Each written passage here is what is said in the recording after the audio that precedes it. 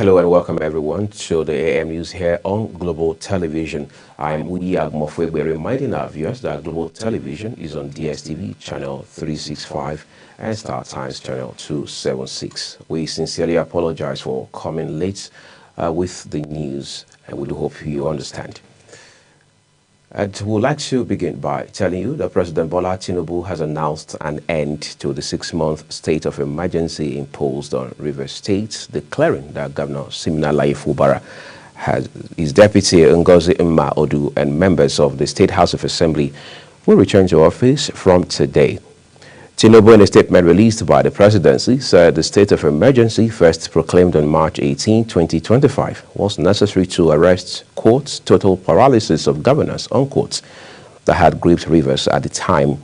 It therefore gives him, he says, the pleasure to declare that the emergency in Rivers State of Nigeria an end with effect from midnight yesterday. In the meantime, President Bola Tinubu has reminded state governors and houses of assembly across the country of constitutional provision empowering the federal government to declare a state of emergency where public order and safety are under threat. Tinubu, in a speech, said the provision is an inbuilt constitutional tool designed to restore peace, order, and security in extraordinary circumstances. The president acknowledged that the proclamation of a state of emergency in Rivers State had not been without opposition, noting that some citizens and groups had challenged the decisions in court. The federal government has announced fresh incentives to boost agricultural investment under President Bola Tinubu's Renewed Hope agenda. This was part of ongoing reforms to unlock Nigeria's vast food production potential through new policies that serve as a game changer for agricultural and infrastructure investments in the country. Vice President Kashim Shettima spoke in Abuja during the Food and Agriculture Organization's National and Sub-Regional Hand-in-Hand Investment Forum. 3 Nigerian pilgrims earlier detained in Saudi Arabia over alleged drug trafficking have regained their freedom. Director, Media and Advocacy at the National Drug Law Enforcement Agency, Femi Babafemi, disclosed this while addressing journalists in Abuja. Defense and Security Correspondent Kekelomo Okere has details. Saudi authorities have released 3 Nigerians who were arrested last month in Jeddah during the Lesser Hajj for alleged drug trafficking. The director, Media and Advocacy, National Drug Law Enforcement Agency, Femi Babafemi, says the release comes after weeks of high-level engagement between Nigerian authorities and their Saudi counterparts. Therefore, happy to inform you that following the series of engagements, one of the 3 Nigerians was released from custody on Sunday the 14th September and the remaining 2 on Monday 15th September 2025. It reveals that following complaints from the families of the detainees, the chairman of NDLEA, Brigadier General Buba Marwa, retired, launched an investigation which led to the arrest of drug kingpin Mohamed Ali Abubakar, also known as Bello Karama, along with 3 accomplices, including airline officials. NDLEA boss commends Saudi authority for honoring the Memorandum of Understanding, adding that the case demonstrated President Bola Ahmed Tinubu's commitment to ensuring that no Nigeria suffers unjustly abroad. Chairman Chief Executive Officer of the agency caused an investigation to be conducted into the cases, the outcome of which revealed that a syndicate operating at the Malam Aminu Kano International Airport, Kano, that is Makia, had tagged bags containing illicit drugs with the names of the 3 unsuspecting Nigerians who were later arrested in Saudi for alleged drug trafficking. With the suspects behind the drug trafficking scheme now facing charges in Nigeria, authorities says efforts will continue to protect citizens from similar ordeals in the future. Kekelomo Okere, Global Television News. We appreciate you, Kekelomo, for your report. The National Examinations Council has released the 2025 Senior School Certificates Examination internal results 54 days after the last written paper. National Examination Council's head, Professor Ibrahim Wushishi, announced the release of the results at a press conference in Mina, Niger State capital, saying out of the 1,358,339 candidates who sat for the June-July exercise, 818,492, representing 60.26%, scored 5 credits and above, including mathematics and English. Wushishi also stated that the number of candidates with 5 credits and above, irrespective of mathematics and English, is 1,144,496, representing 84.26%. September 17th is observed globally as World Patient Safety Day, a day dedicated to raising awareness about patient safety and rallying collective action by governments, stakeholders, and international partners to reduce harm in healthcare delivery. Health correspondent Zarau Nasiro takes a closer look at the significance of the day in this report. World Patient Safety Day is an opportunity to raise public awareness, foster collaboration between stakeholders, and mobilize global action to improve patient safety. World Patient Safety Day was established in May 2019 when the 72nd World Health Assembly adopted a resolution on global action on patient safety. The focus is on preventing and reducing risks, errors, and harm that patients may encounter while receiving medical care. The discipline of patient safety arose in response to the increasing complexity of healthcare systems and the growing incidence of patient harm within health facilities. In an interview, public health physician Dr. Umoha Amobi emphasized that patients who visit hospitals for medical care deserve protection, stressing that the ultimate satisfaction of every healthcare provider is to provide patients return home safely after receiving treatment. It's important because the patient that comes to the hospital to seek for health care should be protected, should be treated, and go home to the lovely one, alive and healthy. It is important because the joy of every healthcare provider is to make sure that the patient, after seeking for medical services, is healed, managed, and go back to the loved one. He added that doctors often mobilize stakeholders to actively participate in the management of patients, highlighting the importance of collaboration in ensuring safer health care delivery. The way we manage our patient, because what we are trying to achieve with the patient care safety is to make sure that we educate the people about the importance of seeking medical practice. We also mobilize the stakeholder to take part in management of patient, because even the doctor can also be a patient one way or the other. We also go ahead and involve everybody, because hospital is like a community, but to involve everybody. That is why if you look at the building block of health system, we have the work health force, which includes the nurses, the medical scientists, the other staff, and the doctor.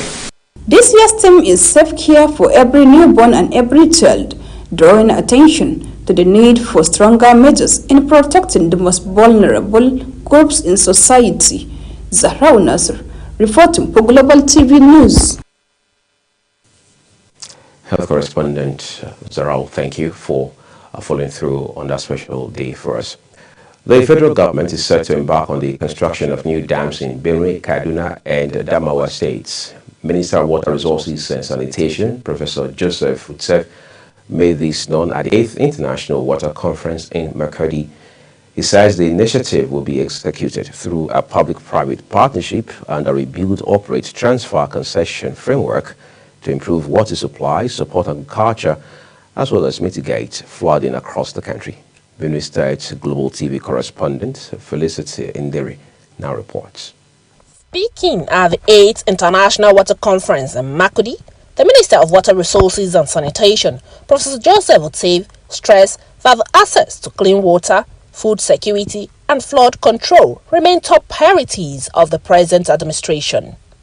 He explained that the new dams would serve as a major step towards addressing long-standing challenges in Nigeria's water and agricultural sector. It is not only Katsina Ala Dam that we are concessioning. We are also at the process of concessioning the Bawaku Dam, also here in Benue State. And there are other dams also that we are working on. We are working on the Dasa Hausa in Adamawa State.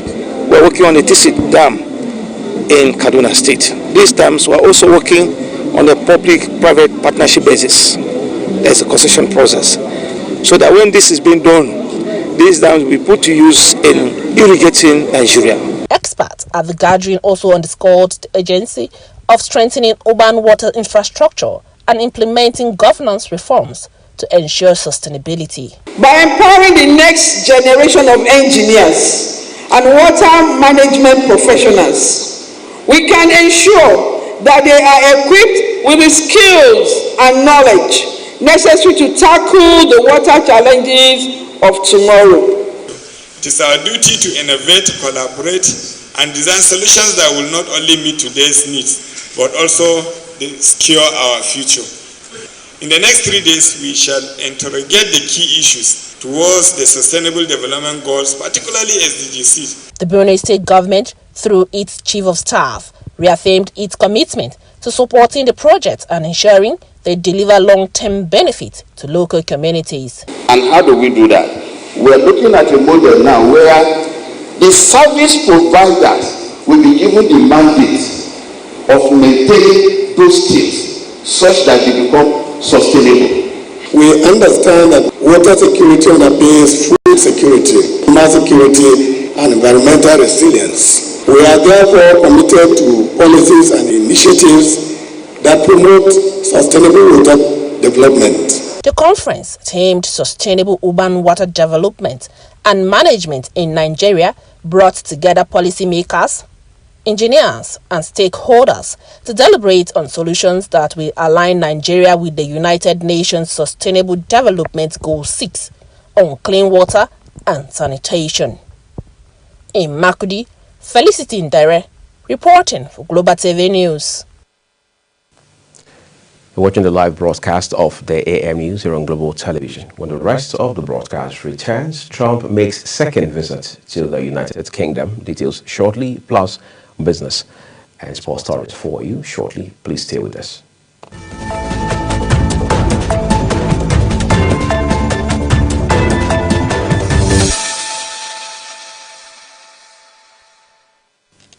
Thank you for staying with us. The rest of the broadcast now returns with foreign stories. The United States President Donald Trump has arrived on a state visit to the United Kingdom. The visit has generated significant attention and is seen as a key moment in international diplomacy. Our international correspondent, Edika Michael, tells us more.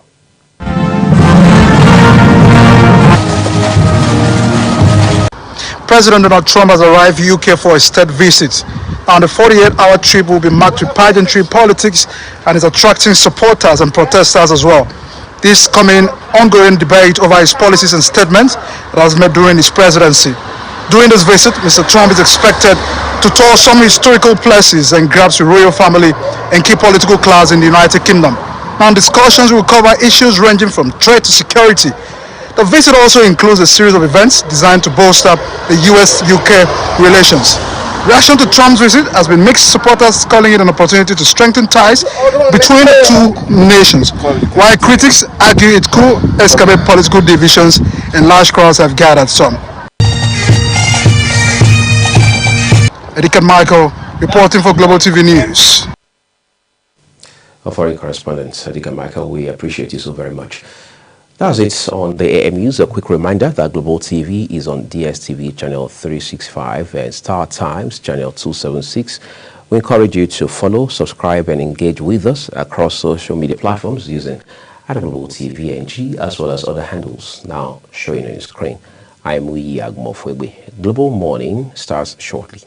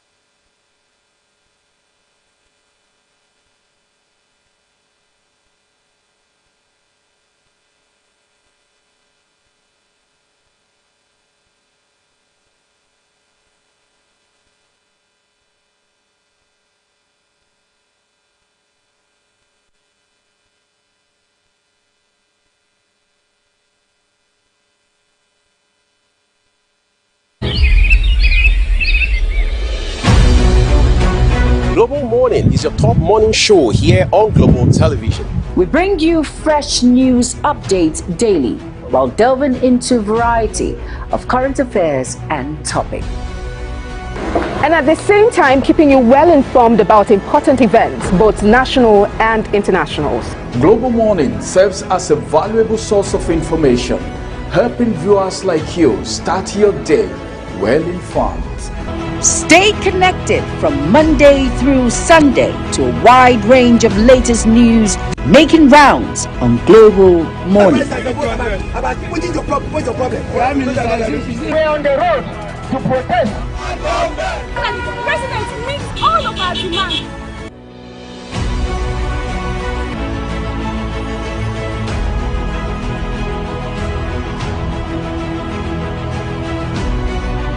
This is Global Morning.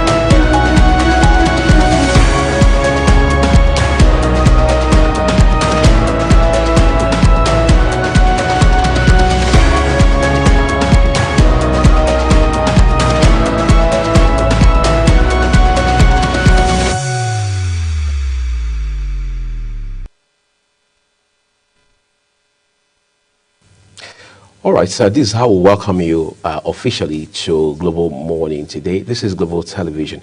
We're live in Abuja, the capital city of Nigeria. I'm Uyag Mofwegwe. As always, we say without missing words that we're grateful for your time with us here on the program. My colleague, Ramsey Enoch Agbo, as always, has registered his presence on Global Morning. Yes, I'm here. I'm here. Good morning, Uyi. Good morning, Ramsey. Well, I was thinking of so many things this morning, but then I realized something, that you can't, if you want to think about all the things that is happening now, right, you may end up confusing yourself. Looking at the state of the nation, but the bottom line is that we have to wake up every morning. Then we have aspirations, we have our pursuits for each day, and so good, so kind. Nigerians are very resilient people, scaling through all the hurdles for the day, get ready for the next day again. So on Global Morning this morning, we are set to help you get your day started on a very beautiful note. Many thanks for joining us. My name is Ramsey Enoch Agbo. All right, well, maybe the takeoff point for this morning on the program will be the fact that the president has now formally and officially lifted the state of emergency in Rivers State. I don't know why Ramsey is holding up his hands, but maybe that's a sign of gratitude. Well, maybe we should say for the good people of Rivers State, yes, because we understand the man had been he had been elected, duly so, announced winner of the election in 2023, and had been a governor until this state of emergency was declared on the 18th of March. So today is exactly 6 months, and the president says, well, the initial 6 months that we had announced have cycled out, and we need to lift this state of emergency order and then return things to a democratic setting where they had been prior to this time. So we look forward to the, if you like, transition today in Rivers State, how Fubara becomes again, returns as the governor that he was elected to be. But the president was very, if you like, precise with his choice of words, with regards to this announcement of the lifting of the state of emergency in Rivers State, when he talked about how that he acknowledges that there are people, groups, individuals, interests, entities who were not comfortable with these developments of 6 months ago. They had even gone to courts in some cases, that they must understand the Constitution has clearly made provision for a state of emergency to be declared under certain circumstances, including such that, as we had seen in Rivers State. But I'm not sure a lot of lawyers, especially senior lawyers, are buying that. Of course, the opposition is not buying that as well. And then this has now become, if you like, a symposium sort of conversation, because we are going to continue as a country to interrogate whether or not the president actually has the power to, if you like, remove an duly elected governor and then declare a state of emergency. And then again, what specifically are the provisions of the 1999 Constitution as amended, all right, to that empower a president, a sitting president, to declare a state of emergency in any part of the country. Yes, people had made reference to Ekiti State when you had Ayodele Fayose. People had made reference to Plateau State when you had Joshua Dariye. We've had all of those instances being cited. But then there's a bit of controversy here, and I think that is again instructive for everybody who has followed these developments the last 6 months, where the Vice President Kashim Shettima was caught on video talking about how that at the time when he was governor of Borno State, former President Goodluck Jonathan had also attempted to remove him. And then there was a gentleman who was at that meeting, and I politely advised the former president to say, look, Your Excellency, the Constitution does not give you the power to remove even a councillor, a local government chairman, let alone a state governor. Now, that is interesting on the level, looking at the fact that the President Bola Tinubu, is the principal to Kashim Shettima, and they are both in the same government. Of course, they came into office on the same ticket. So apparently they are not seeing eye to eye on this matter, and it just shows that beyond the Rivers State's case, which is the instant, if you like, situation, we must be clear as to whether the president can declare state of emergency in any state, and what are the circumstances under which the Constitution has evidently made provisions for such action to be taken. I think Nigerians are still recovering from the whole situation, especially the people of Rivers State. Right. And you see me lifting my hands just to say, well, finally, the people of Rivers State can enjoy democracy. Because if you have an administrator, I don't think that is a complete democracy, like some persons have argued, especially senior lawyers, that what happened in Rivers State is not constitutional, where the president have come out to say, well, it is within the confine of the law to do so. We know that state of emergency can be declared in some states, which has happened before. Like you cited the instances, talk about Ekiti, Fayoshe, talk about Dare of Plateau State, and other states where it has been declared before for certain reasons. And this declaration, I don't know if what happened in Rivers State, would not contradict further actions as it has to do with declaration of the state of emergency with other administrations. Because someone will tell you, but it was done in this administration and nothing happened. And that's where you come to talk about the powers of the executive, you know, the kind of powers that they have. But then what we're being made to understand is that every operation, the reason why we have constitution in countries of this world, in places, is to guide the actions and decisions of the people, including the leader. And that's why they said nobody is above the law. You know, I've never heard when they said nobody is above the law except, meaning it's a complete statement that nobody is above the law. But now I'm coming to look at the situation in Rivers State. Now, his return now that he's returning as the elected governor of Rivers State. Now, people of Rivers State are still thinking, where is he going to start from? What will happen to his loyalty? As it is right now, some persons until tomorrow will not be satisfied with this declaration of the state of emergency. Like people who went to court, people who went to the media, a lot of people said so many things, including some senior advocates of Nigeria. There were reactions from everywhere. But then, because this declaration of the state of emergency is coming from the top, there was little or nothing that could be done about it. And the 6 months expired. But now the question is this. Now that everything has been settled, after the expiration of his tenure, is he going to have an additional 6 months? That's one other thing. Because we've not been told whether he was at fault, whether Fubara was at fault in the whole drama, because every Nigerian know what happened. The situation between him and the Minister of FCT, how the issue started, to the State Assembly followers. These are the party loyalists, you know, and godfatherism played out in most of the instances, and we saw what happened. The Amole faction, everything that happened at the Rivers State House of Assembly. But now, I think what we should be looking at now is how is it going to start?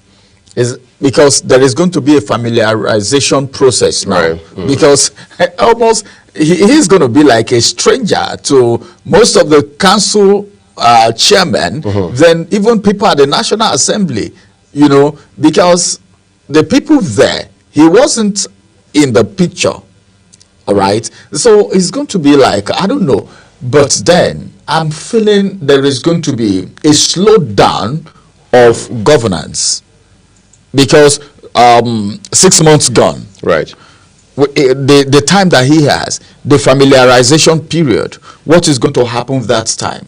What is going to happen to governance? What's going to happen to the dividends of democracy as it has to do with the people of Rivers State? So all of these things need to be taken into consideration. But we're still waiting for the ceremony to be done today. Right. After all, Ibas did his own, I think, his Thanksgiving last Sunday. Just a few days ago. A few days ago. And of course, he knows. And one thing is clear, people are giving him kudos. You know, people are giving him kudos. And he himself, he said he's been able to carry out the agenda, the programs of the president as been instructed.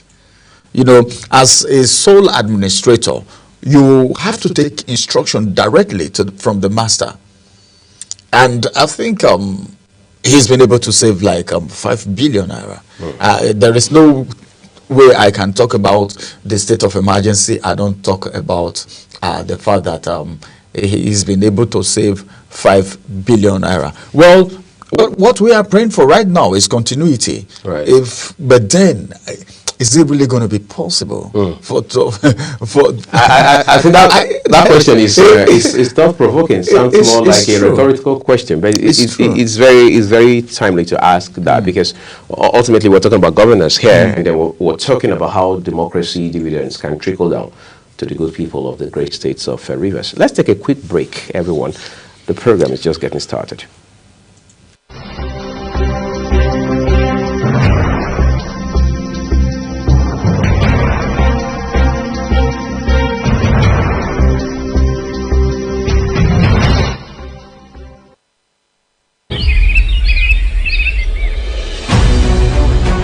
Global Morning is your top morning show here on Global Television.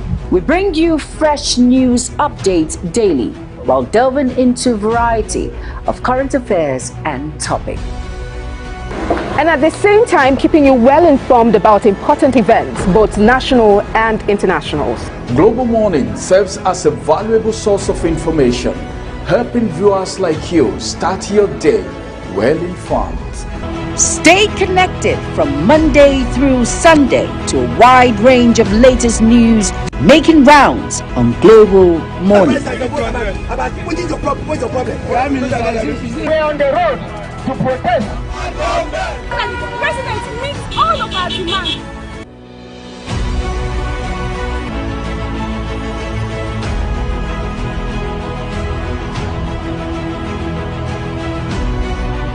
This is Global Morning.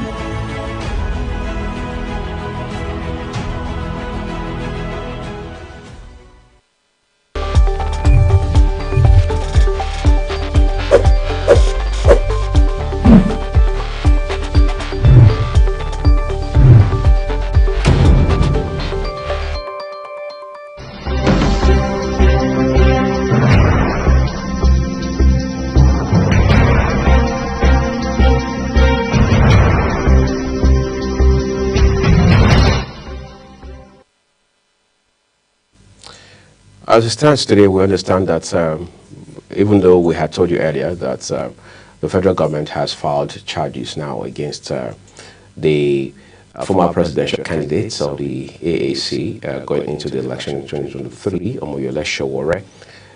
It is now also established that his lawyers have also gone to court to counter-sue the federal government. So litigation has started. We await, formal arraignment in court and every other legal procedure to follow. But as it stands today, one thing is very clear. It's a case that is a matter that is redefining the freedom of speech and all of the dynamics around it.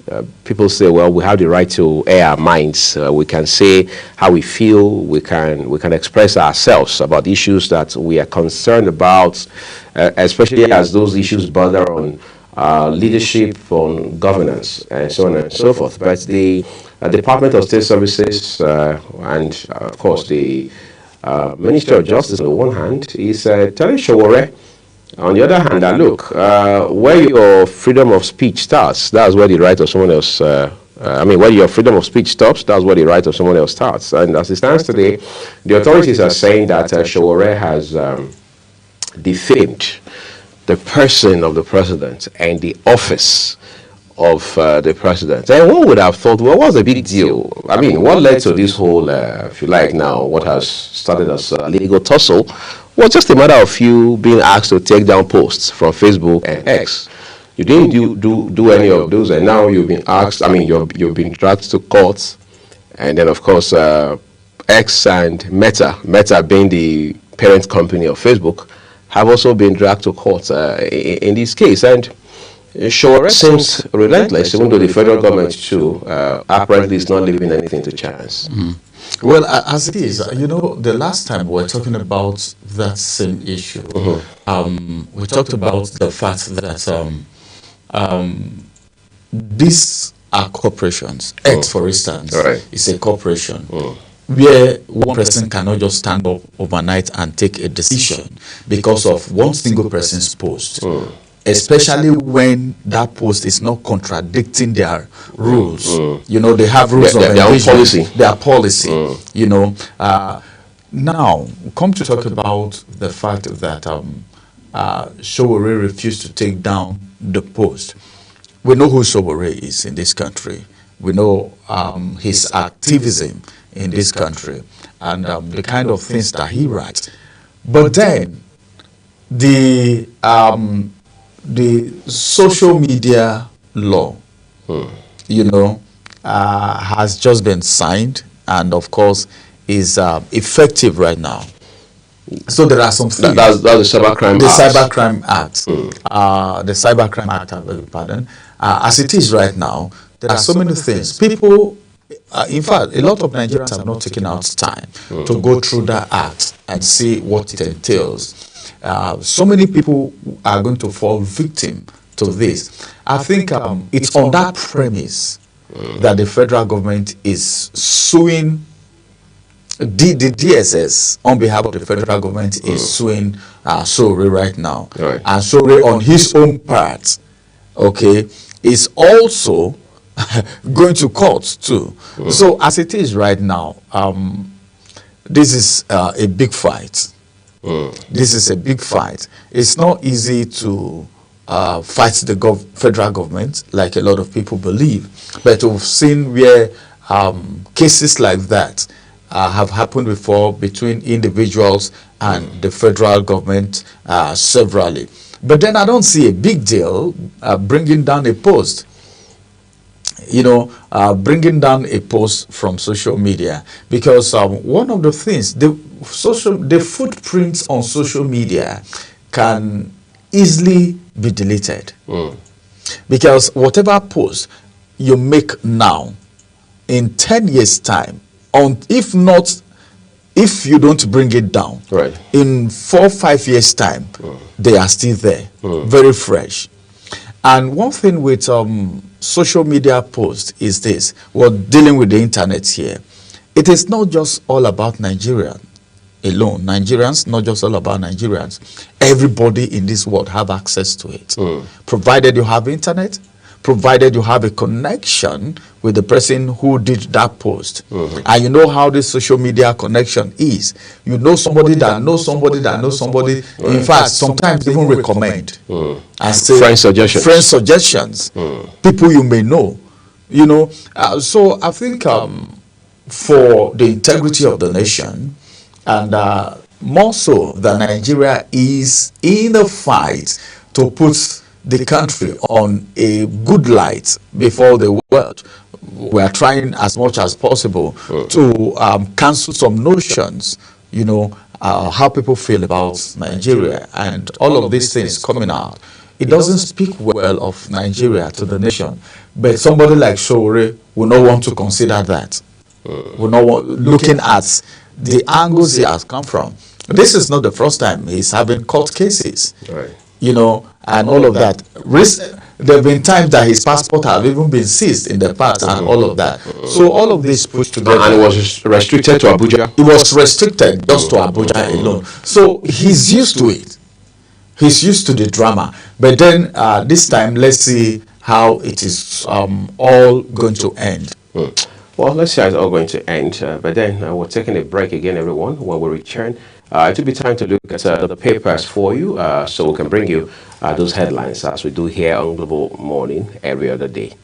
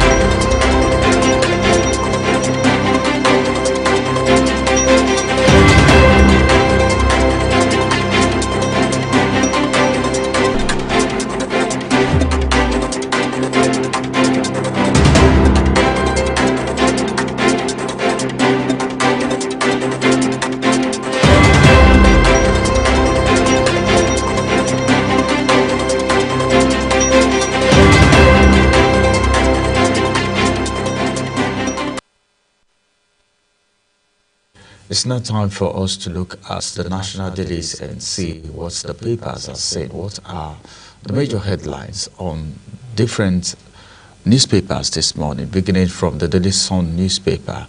On the Daily Sun newspaper this morning, we have a couple of headlines right there, beginning from the right-hand side of the Daily Time, where the first story says Dangote Refinery revolves Dapman's 1.505 trillion naira subsidy demand, vows to defend position. The issue of Dangote is still on. I think that issue will not end anytime soon. 60.26% pass as NECO releases 2025 SSC internal results.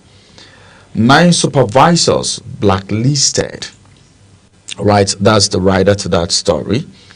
Now the big story on the Daily Sun newspaper, and it says, Fubara deputy lawmakers return as emergency rule ends. Fubara deputy lawmakers return as emergency rule ends. Some writers to that big story. Tinubu lifts state of emergency in Rivers State. A call for peace, democratic governance.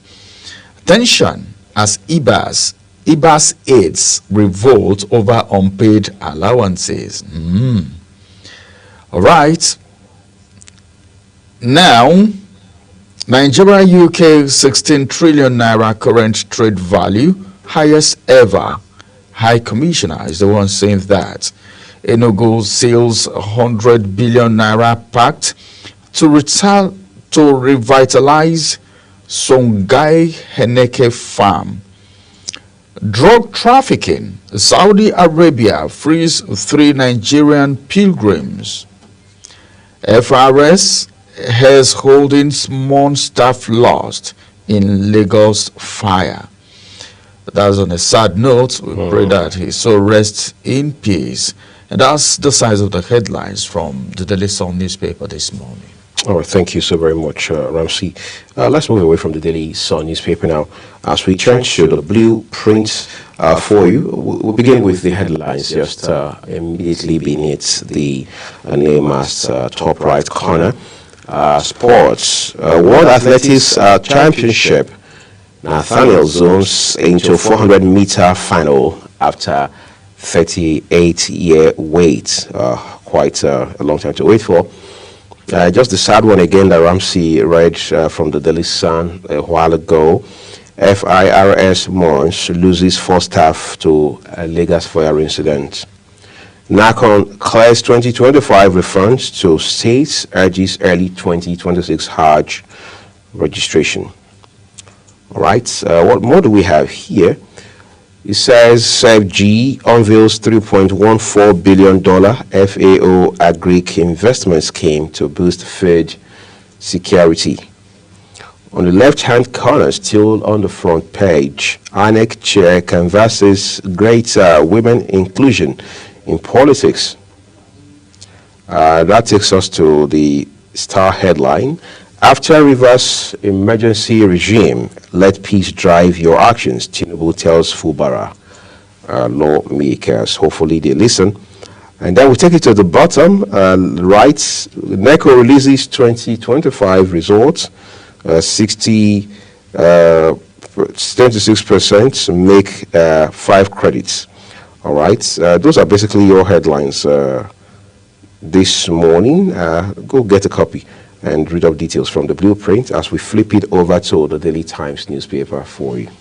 All right, thank you. Let's get to the Daily Times newspaper and see the major headlines that we have for today, beginning from the big story.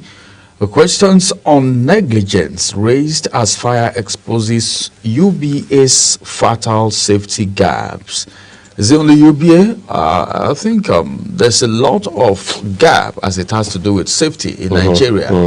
And that's the reason you see that maybe after an inferno, everything has burnt down before you see the fire service with their with their siren going that way. You know, I think we need to do more as it has to do with safety measures in Nigeria here. We've had a lot of boat mishap in the past. Do we have people who are standing by for rescue in case of such incidences? That of fire outbreak is even common. It's everywhere. It's happening everywhere. But then, what have we done? Flooding. You know, these are emergency situations. What do we have? What safety measures do we have in place? We don't wait until these things happen before we begin to look for control measures. We should at least have a certain level of safety measures so that these incidences can be arrested on time.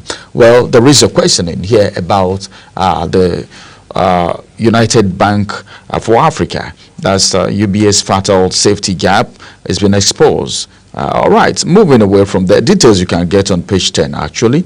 Now to the top of the Daily Times newspaper. Keyamo says over 95% Nigerians fly foreign airlines in absence of national carrier. Okay.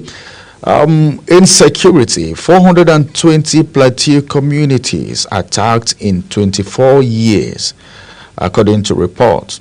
84.26% students score above 5 credits as NECO releases 2025 SSC results. Details on page 2.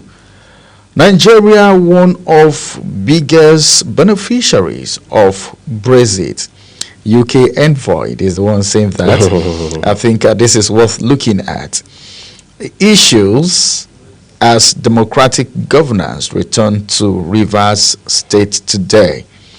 We and I already talked about that a little bit. 24.6 trillion naira pension, 3.3 trillion naira insurance assets demands tough safeguards, according to stakeholder.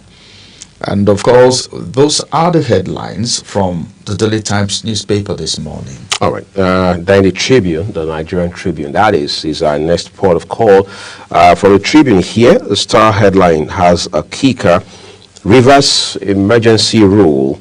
Tinubu returns Fubara after 6 months suspension.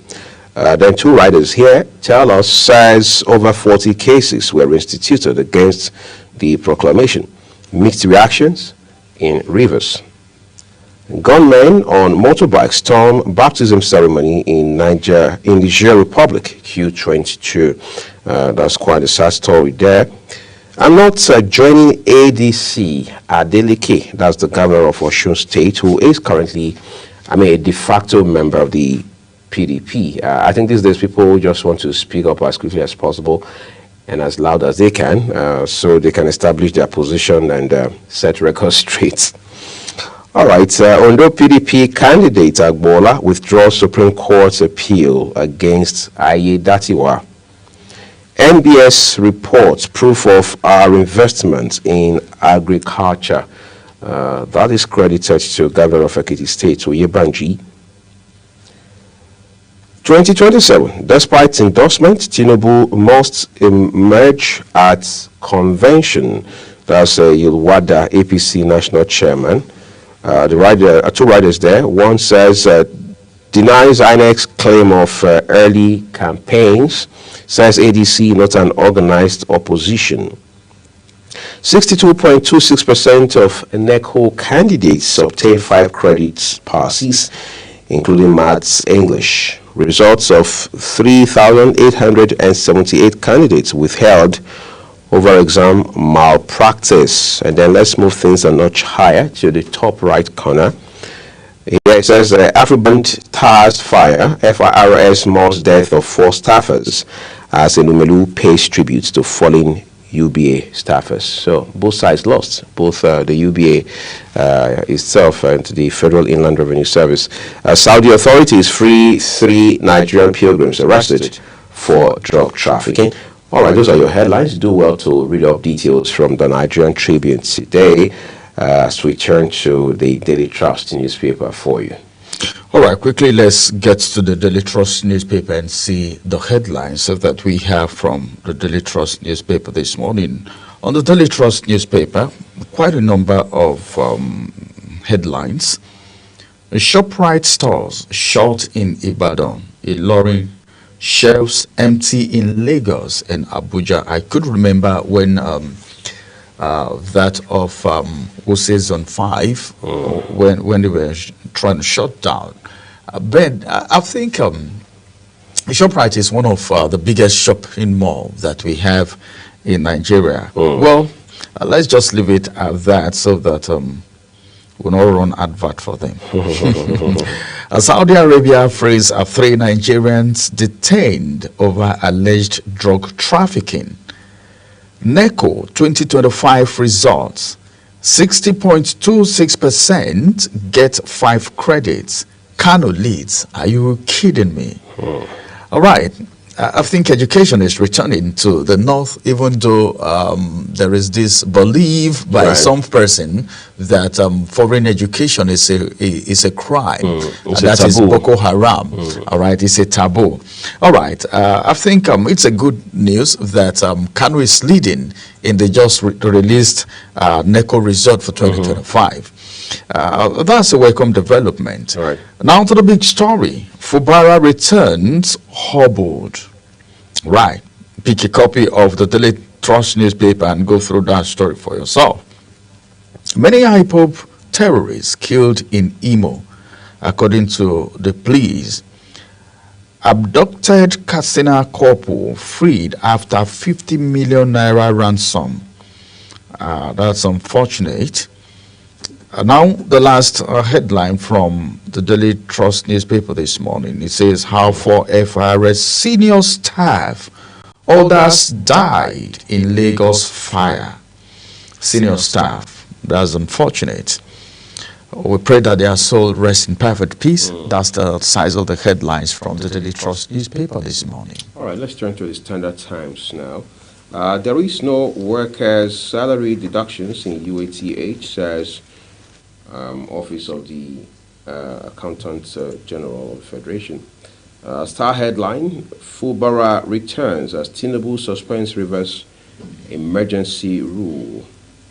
Nigeria now positioned as most attractive upstream investment hub. That's according to the Nigerian Upstream Petroleum Regulatory Commission.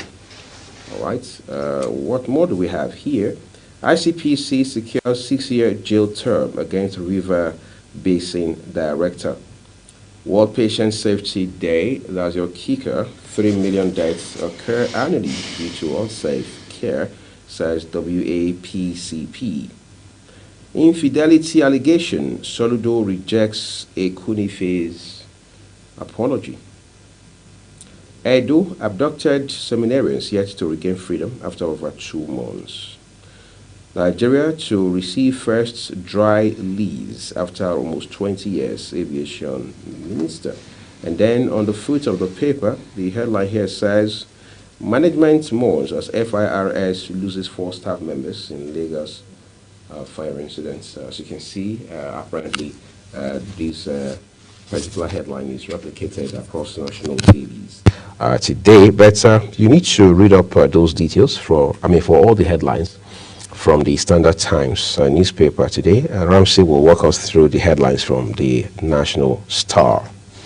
All right, from the National Star, I'm going to take this like a star, of course. The new National Star have a couple of headlines this morning. Several IPOB ESN members killed in fierce gun battle with security forces in Imo. Dangote Refinery court bars Nupeng orders from disrupting fuel distribution, I beg your pardon. Well, Dangote said there is no going back, no matter what's happening, no matter the situation, the product is going to be available. Now that he has accepted some of the terms of Nupeng, I think they should allow him, for the benefit of Nigerians, to go ahead with the distribution. Now, the court is buying Nupeng and others from destructing fuel distribution for the interest of Nigerians, not even for Dangote, even though some persons are not so comfortable with what's trying to play out. Some persons are saying, are you sure this is not going to end up in some form of monopoly like it's happening with the cement right now? Well, let's just see what's going to happen to the market. This is a big one. I don't think the federal government will fold their hands to see this end up in monopoly. But then if you want to say that, do we have mouth when our refineries are not working? I think we are happy. And how effective is the regulatory framework? Is the regulatory framework? How much and to what extent are we able to enforce regulatory provisions? That we have already. Right. All right, let's move on with the big story. As emergency rule ends, Rivers Governor Fubara turns beautiful pride with APC. PDP claiming ownership. I want to take that again. Please, I want to take this again. This one catches my fancy. Rivers Governor Fubara turns beautiful bride with APC. PDP is just claiming ownership. Well, I think he that is wise, let that person hear what the big story on the National Star is saying. Some riders to that story, of course, our action guided by Constitution, says Tinubu, like Uya and I talked about during our introduction. PDP warns against defection, demands probe of interim government. Okay, that's an opposition there. Appreciates Tinubu defects to APC. Asaf tells Fubara. Appreciates Tinubu, then defects to APC. That is an advice.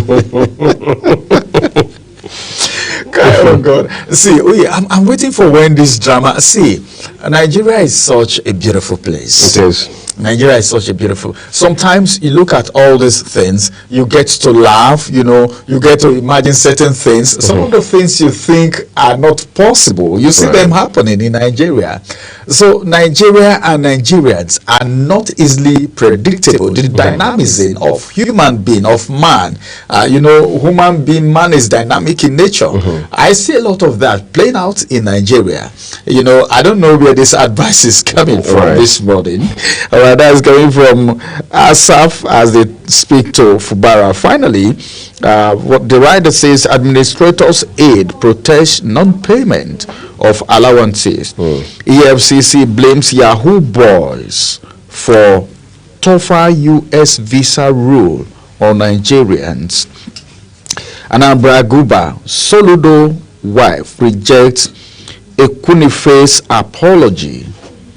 Ex-IGP Arans's final journey begins September 24. That's one IGP that a lot of people felt bad that he passed on. BOA secures $1 billion fund to boost farming. That's beautiful. UK-Nigeria trade hits 7.9 billion euro. High Commissioner is the one saying that. That's the size of the headlines from the National Star this morning. Incidentally, the National Star will be terminal on this segment of the program. We've looked at the papers for you. Please be sure to read up details for yourself so you can be properly guided regarding the direction of news this morning, and that way you can also avoid fake news. and misinformation. Remember too that the headlines we bring for you here are exactly as published by their respective publishers. Global Television or the team here on Global Morning does not in any way contribute to them. We'll take a quick break. When we return, it will be time to join Ogochukwu Mobuna on Social Bars.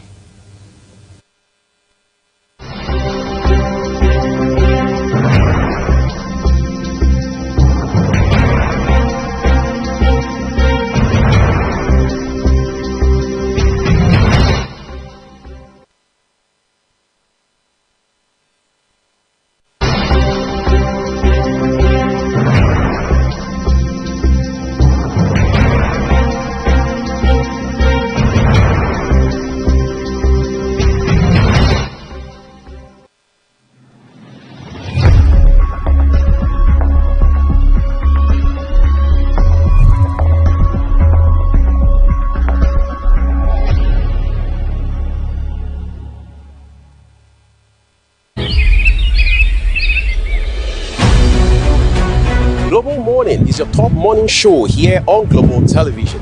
We bring you fresh news updates daily while delving into a variety of current affairs and topics. And at the same time, keeping you well informed about important events, both national and international.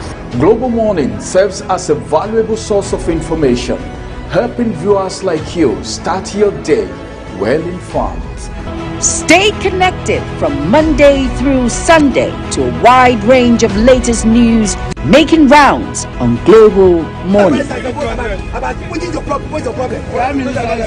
on the road to protest. The president meets all of our demands.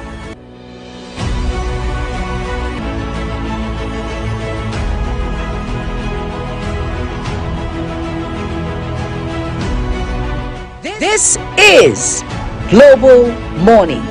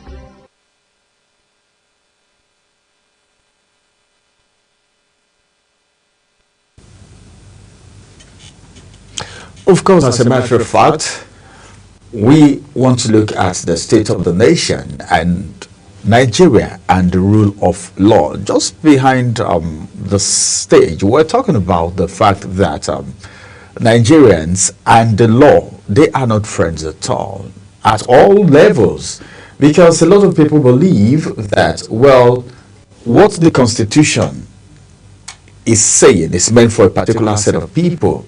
Some other persons believe that they are not supposed to do whatever they are doing within the confine of the law.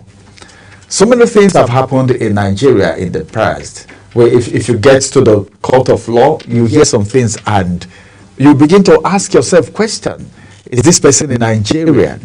Some persons will tell you they are not even aware of certain rules, certain parts of the Constitution, but then a legal practitioner will tell you that ignorance, the law itself will tell you that ignorance is not an excuse of the law. As a matter of fact, this morning we have a legal practitioner and a public affairs analyst who is going to be adding his voice to the conversation as we look at the state of the nation, Nigeria, and the rule of law in the person of Barrister Monday Eje. It's good to have you join us on the program this morning. Good morning, Mr. Ramson. Good morning, Nigerians. It's nice being here once again. Thank you. You're welcome. Now let's get to you. What's your assessment of Nigerians' attitude to the rule of law? Where do we start from? That question is a very, very wide question. Yes. Basically, the rule of law simply means compliance with our laws. It means, if you want to be academic, it simply means it has 4 canons. For example, you are not supposed to be a judge in your own matter. You are supposed to give anybody who has been brought before the law the right to fair hearing. If we take it from that microscopic academic position standpoint, then it means that we might restrict it to the judiciary and how cases and matters are being adjudicated, whether people have access to justice, whether those who are taken in for criminal matters, right from the point of arrest to the point of the determination of the suit, have been can be said to have been respected with respect to their human rights and the protection they ought to have under the law.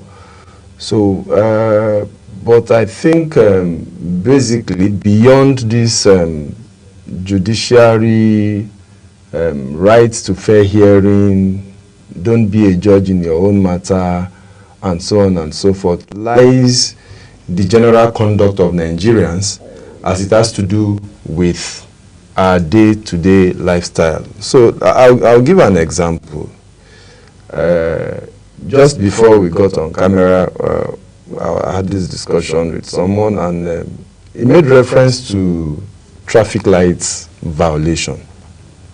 And I narrated an experience that I had, stopped by a traffic light, specifically the traffic light by the Kurudu Market axis, and I was just standing alone.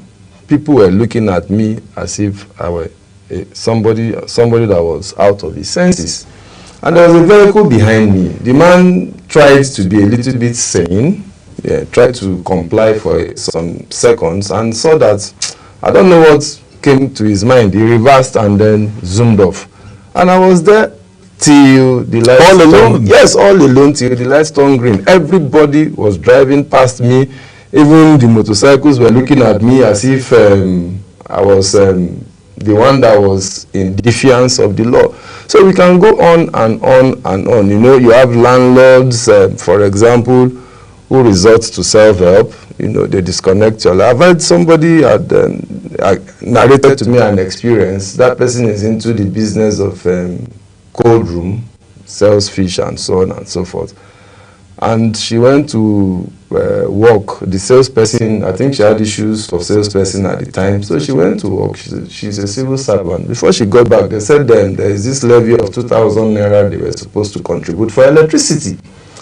And then before she came, the caretaker disconnected her lights. And her products all got spoiled because, you know, the fish needs, the refrigerator needs to be cold. You see, that's self-help. That's not in tandem with the rule of law. And we can also... But in that situation, what do you think the woman can do within the confine of the law? This is just one amongst many. Yes. Because if you want to talk, okay, now let's dwell on landlord and tenant. That has to do with the rule of law, the application, and the issue of taking laws into one's hands. Now, in that situation, what legal remedy does that woman have now? We are back to the judiciary again, and we don't have a choice. We have to keep discussing things that boost our social political system. Now, the remedy that young lady ordinarily has is to approach the courts and then to sue for damages. But the issue is she can also, you know, lodge a complaint with the police, even to AEDC, because what that caretaker did was to tamper with electricity installations, which is also a criminal offense. It's just that in these climes, the AEDC and other distribution companies don't get to activate that aspect of the law. So if you cut unlawfully, disconnect somebody, you cut their wires, you touch the meter, you tamper with the transformer, whatever it is you do is unlawful. That's critical infrastructure. There is a law that criminalizes it. Now, these are the two things she can do. But if she takes the course of going to court, how fast will this matter be determined? Ordinarily, issues like this shouldn't be issues. Once it is listed, it is assigned and listed in other clients, it can be dealt with even on the spot, you know, by giving it expeditious trial. 1-2 days, 1-2 sittings, 3 sittings, will be done. But here you will file your processes. Sometimes you have to wait for a while to have it assigned, and once it is assigned, of course, you pay the lawyer. Maybe the cost of the fish that got destroyed. At the end of the day, by the time you go through the process, you pay the lawyer, you pay for hearing notices, you pay for service, you pay for all manner of things. You want to get records, you pay. So by the time you keep paying and paying, coupled with if the lawyer you hired is not also a diligent lawyer, the matter drags. If the lawyer on the other end is a recalcitrant lawyer, this kind of lawyers who don't like to promote justice, you will keep raising technical issues here and there. You go out, you come in, you go on interlocutory appeal, you come back, and all manner. So at the end of the day, the person will ask, am I not going to be doing more harm than good going through? So when you explain the process and procedure to someone, at the end of the day, the person will just walk away. Because the number of times you can come to, there are situations where if you are not fortunate, it is the day that your matter comes up, or it is on those days. Unfortunately, it's not deliberate that the judge will not sit. So we've had that kind of experience before. The day you don't come, maybe the court now sits, but you can come 3, 4, 5 times, and unfortunately the court won't sit. Maybe they have a conference to attend, maybe the judge is bereaved, maybe he needs to attend to 1 or 2 officials. So there official. But if there's a situation like that, Barrister, if there's a situation like that in a clime where things are working, is it not proper to give a prior information to people who have cases so that they don't just transport? Because we've had instances where people will need to transport for a very far distances because of court cases.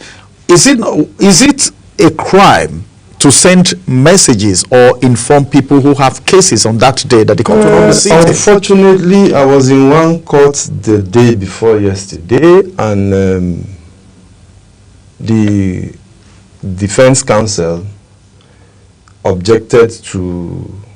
raised an objection to an application for adjournment by the prosecution. And one of the things he said in objecting to that application for adjournment was to the effect that his client, the defendant, travels all the way from Abia State on every day the matter is to come up to attend trial.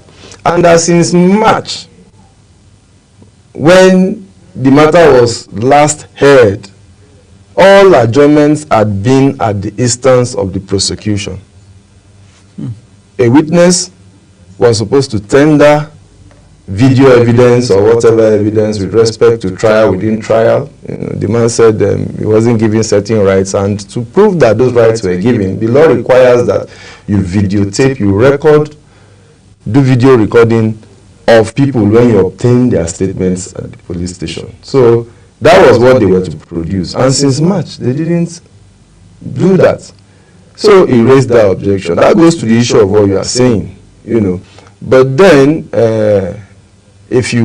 there's no crime it's not a crime for you to send messages. In fact, in many of our jurisdictions in this country today, FCT jurisdiction where I basically operate as well, I know that Lagos also does it, they have WhatsApp group for every court room now. So if they are not going to sit, they will send WhatsApp messages. Except something came up that morning, maybe as the judge was about. At least that's understandable. So we do that today. Court of Appeal, they do it. Supreme Court, they do it. In fact, Court of Appeal, most of the time, what you get is SMS message that your matter will be coming up tomorrow. If you have any other case anywhere, you can write them and say, oh, I'm before the Court of Appeal, I'm before the Supreme Court, give me another date. They will indulge you to appear in those courts, because one, they are superior courts, then secondly, we don't get dates quickly and easily at the level of the Court of Appeal and Supreme Court. So once it comes, you have to take advantage of it. So yes, we do a lot of digital stuff now in the courts. Even our affidavit system now is basically digital. The payment process is also basically digital. So we are taking advantage of technology, but we are not yet fully there. We look forward to such a time when even the proceedings will be recorded and the recordings made available. Everything in the proceedings, so that the judge will just do minimal note-takings, maybe of issues that border on the demeanor of the witness and some other notes that the judge feels relevant. But basically, we can have that. Some of the courtrooms have their audio systems and their recording systems, but that has not fully been captured by our rules. But some of them deploy them. I know a district court judge, a magistrate court judge in FCT who deployed that system, and it helps. It's very efficient, but we want it to be across board. Things like that also check the bad eggs in the judicial system. If you know that everything that I'm saying is on record, and anything that you are saying or telling me is also on record, we'll all be cautious. I'll be cautious of how I address the court will be cautious of how the court addresses me. I won't be scared that records of proceedings could be tampered. I will not be scared that when I ask for records of proceedings, I will not get them, and etc., etc. Because you see, we have situations where, I think I read on the news 2 days ago or thereabouts, that one upper area court judge gave a restraining order, made a restraining order against a young lady, directing that young lady should not call a particular person, a particular politician, the father of her child. They actually had this dispute. The lady said, oh, my child belongs to this man is the father of my child. And the man says, no, I'm not the father of your child. And they are in court over that issue. I would expect that It's not an issue for too much debate. You call for a DNA test. Simple. So when I saw that headline, that matter has been on for a while now. I was amazed. I was wondering why do you make an order against the paternity of a child? I don't understand how we arrived at that. Because that child is entitled to familial care and protection, entitled to emotional stability, psychological stability, economic stability. The child has his or her own rights under the Child Rights Act. So, in your opinion now, why is he running away from paternity test? Why is he not recommending that? Which every average human being knows that the only thing that settles such cases, even we are not barristers, we are not legal practitioners, but we know that the easiest way to settle cases like that is DNA test. So why is he running away from it? Why is he not recommending it? Well, I hope one day the politician will come out to say, oh, this is the reason why I was running away from this. But I don't want to put the blame at the foot of the politician.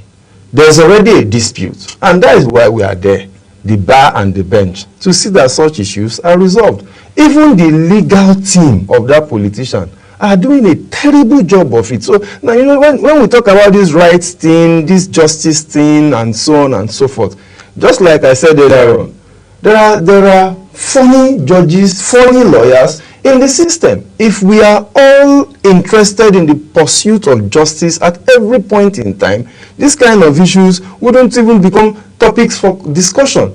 The dispute is narrow, and it will be settled by a DNA. What is making another that don't say this man is the father of this child? Have you put the child? Have you considered the child in the mix of things? The fact that the child also has rights, the fact that the child shouldn't be discriminated against by circumstances of death, which is part of the fundamental rights contained in Chapter 4 of our Constitution. So, because that lady, obviously, is not the wife of the politician. So maybe they did something somewhere, and then that child came. And we are hearing about this because it came to the fore. Yes. We may have many other people facing the same thing. Yes. And you know how it happens in this climb. Probably this is a high-ranking officer, and this is a lady that maybe just had a chance, or maybe a relationship or whatever with that big man in quote, and maybe for integrity's sake, they are trying to maybe wallow down whatever it is there. Right now, okay, let's go to the issue of cases dragging for a very long time in Nigeria. You know, like you talked about the instance of that lady that the caretaker tampered with the electricity and her product got spoiled. The caretaker don't have the rights to do that. Now she cannot sue. You gave instances which are very, very clear and on point. This is one among many. A lot of people cannot go to court because they can't afford it. And injustice, people going against the rule of law every now and then. Why do we have a judicial system that make cases drag, not just dragging, and still unaffordable? You see, the issues are multifaceted. Now, the judiciary itself, from my own standpoint, is comprised of the bar and the bench. The bar being the lawyers, the bench being the judges. Now, we also have the rules of litigants in between. Now, if the bar, the bench, and the litigants are not in sync with respect to ensuring that justice is done at all times, there will be delay. The delay doesn't come from just one of these four components. So when we are talking about delay, we have situations where judges will be ready to proceed. In fact, they are always ready to proceed. That's the truth of the matter, because sometimes when we discuss the delay in the justice system, people want to tend to believe that it is the judges that are causing the delay, or the judiciary as a system that is causing the delay. No. Now, What causes this delay most of the times too is that you have judges in court and one or two lawyers seeking for adjournment. Today they will come seek adjournment today. Tomorrow it is lawyer B that will come and seek adjournment. Next tomorrow the judge and the two lawyers are ready, but the witness is not in court. Now that brings into the mix the role of the litigant. And sometimes you will be shocked. Some litigants don't even want that matter to proceed. So on their own, they lay obstacles to ensure that the matters do not proceed. Oh, they get a lawyer and the matter is going on and ongoing, and one day they wake up, they debrief that lawyer. Then another lawyer takes over the matter and says, oh, my lord, I'm not aware, I don't have the facts and details of all what has been going on. I will need to apply for the records of court. And also, please allow me to have further conversation with my clients so that I'll be able to defend my client properly. You know, under Chapter 4, there is this provision for giving adequate time and facilities to litigants to be able to do their cases. So when you bring that up, those issues go to the issues of right to fair hearing and the right to be provided with adequate time and facilities to do your matter. The judge says, okay, let's take a date. So they take a date. If the secretary is overworked, the secretary of the court is overworked, that application for records will not be taken care of immediately. And that was why I mentioned earlier on that to facilitate the justice system and ensure that rights are even quickly determined, disputes are quickly settled, we need to go digital beyond the level of sending messages by WhatsApp and SMS. We need to have recordings. We need to have digital records of proceedings. As you are talking, there are softwares that will transcribe what you are saying. You know, from words, it's already typed out and so on and so forth. We have stenographers who do these jobs. So before, when they handled Trump's case, every evening, as CNN is doing analysis, they are doing analysis with courts of the audio, the voice recordings from courts. The voices of the judges, the voices of the counsel, you know, the records are out-typed and everything. It appears as if it's magic. But here, this part of the job is analog. A judge will write and write and write and write and write and write and write and write, even if matters are going on. Depending on the number of witnesses you have. You have to wait because that judge is writing in longhand. Now, back to what we said. Now, if the secretary is overworked, there are so many applications before him, and of course you have to be on the queue. It will drag for a while. Sometimes it can take 2-3 months you've not had a record of proceedings. So all that period, if you come to court, it's adjournment you take. Because the lawyer is saying that I need to know what has happened. So these are the issues. And some litigants do that deliberately. They change lawyers deliberately. Some of them, to drag the matter. That is why anybody that is interested in justice, take your time, prepare for the case, even before the case commences. Try to see how you can help parties to settle their disputes without necessarily going through the full org of trial. So when you do all of this, you talk to them, the strength of the case, the weaknesses, because the judicial system even places a burden on the lawyers to do that. In Abuja here and in some other climes, there's what is called pre-action counseling certificate that is expected of we lawyers to file alongside with our processes. And what does that simply mean? It means that, oh, I've looked at the strength and weaknesses of my client's case. I've advised my client on the options available. And it's insisted that I proceed. So I just put in that certificate to show the court that I've tried some ADR methods. And I've told him his strengths and weaknesses. But do we really do that? Most lawyers, most of us don't do that. So we can go on and on and on with reasons why we have delay in the system. And you know, some delays too are thrust on litigants by virtue of the system. And I will explain that. For example, when it's time for election petitions, many judges are taking off their regular duties. And, you know, the national call expect that they handle this election petition stuffs. So when they leave their regular duties, they leave the courts for this purpose. What has happened is that every matter before them at that point in time is delayed until they are done with the national service, they are done with the election petition cases, then they return to their normal courtrooms to do their regular trials. So these are some of the issues that can actually cause delay in matters. So, but basically, you know, when we talk about rights, we talk about rule of law, there are other aspects to it. Someone was telling me this morning how they said one governor said before you be a preacher or before you preach or something, you need to be licensed.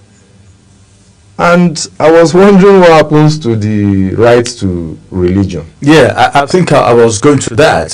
That's the governor of Niger State, Bago, His Excellency. He has said that before you preach in Niger State, one, what you need to do is the message, okay, the sermon needs to be vetted somehow. Okay, and he has actually advanced reasons, his reasons why all of that. But then let's look at it from the side of the law and the Constitution. What do you think of that directive that, well, before you go on with any sermon, the sermon needs to be checked, permission needs to be taken and all of that? We've heard of that from some places before where they said before you do any public, okay, like you have speakers, these loudspeakers, you know, making for noise pollution and all of that. We've heard of that before. But this is a different thing altogether. What do you think? Because we're talking about the rule of law, Nigeria and the rule of law here, looking at the state of the nation. What do you think? What's your perspective? You see, there are many scenarios to this. I know that we have a law in the FCT that prohibits the preaching of sermons on a bus in transit. Now, and I know that there are some car parks where the transport company operating that park will usually give room for sermons and prayers before they embark on the journey. Now, these are relative.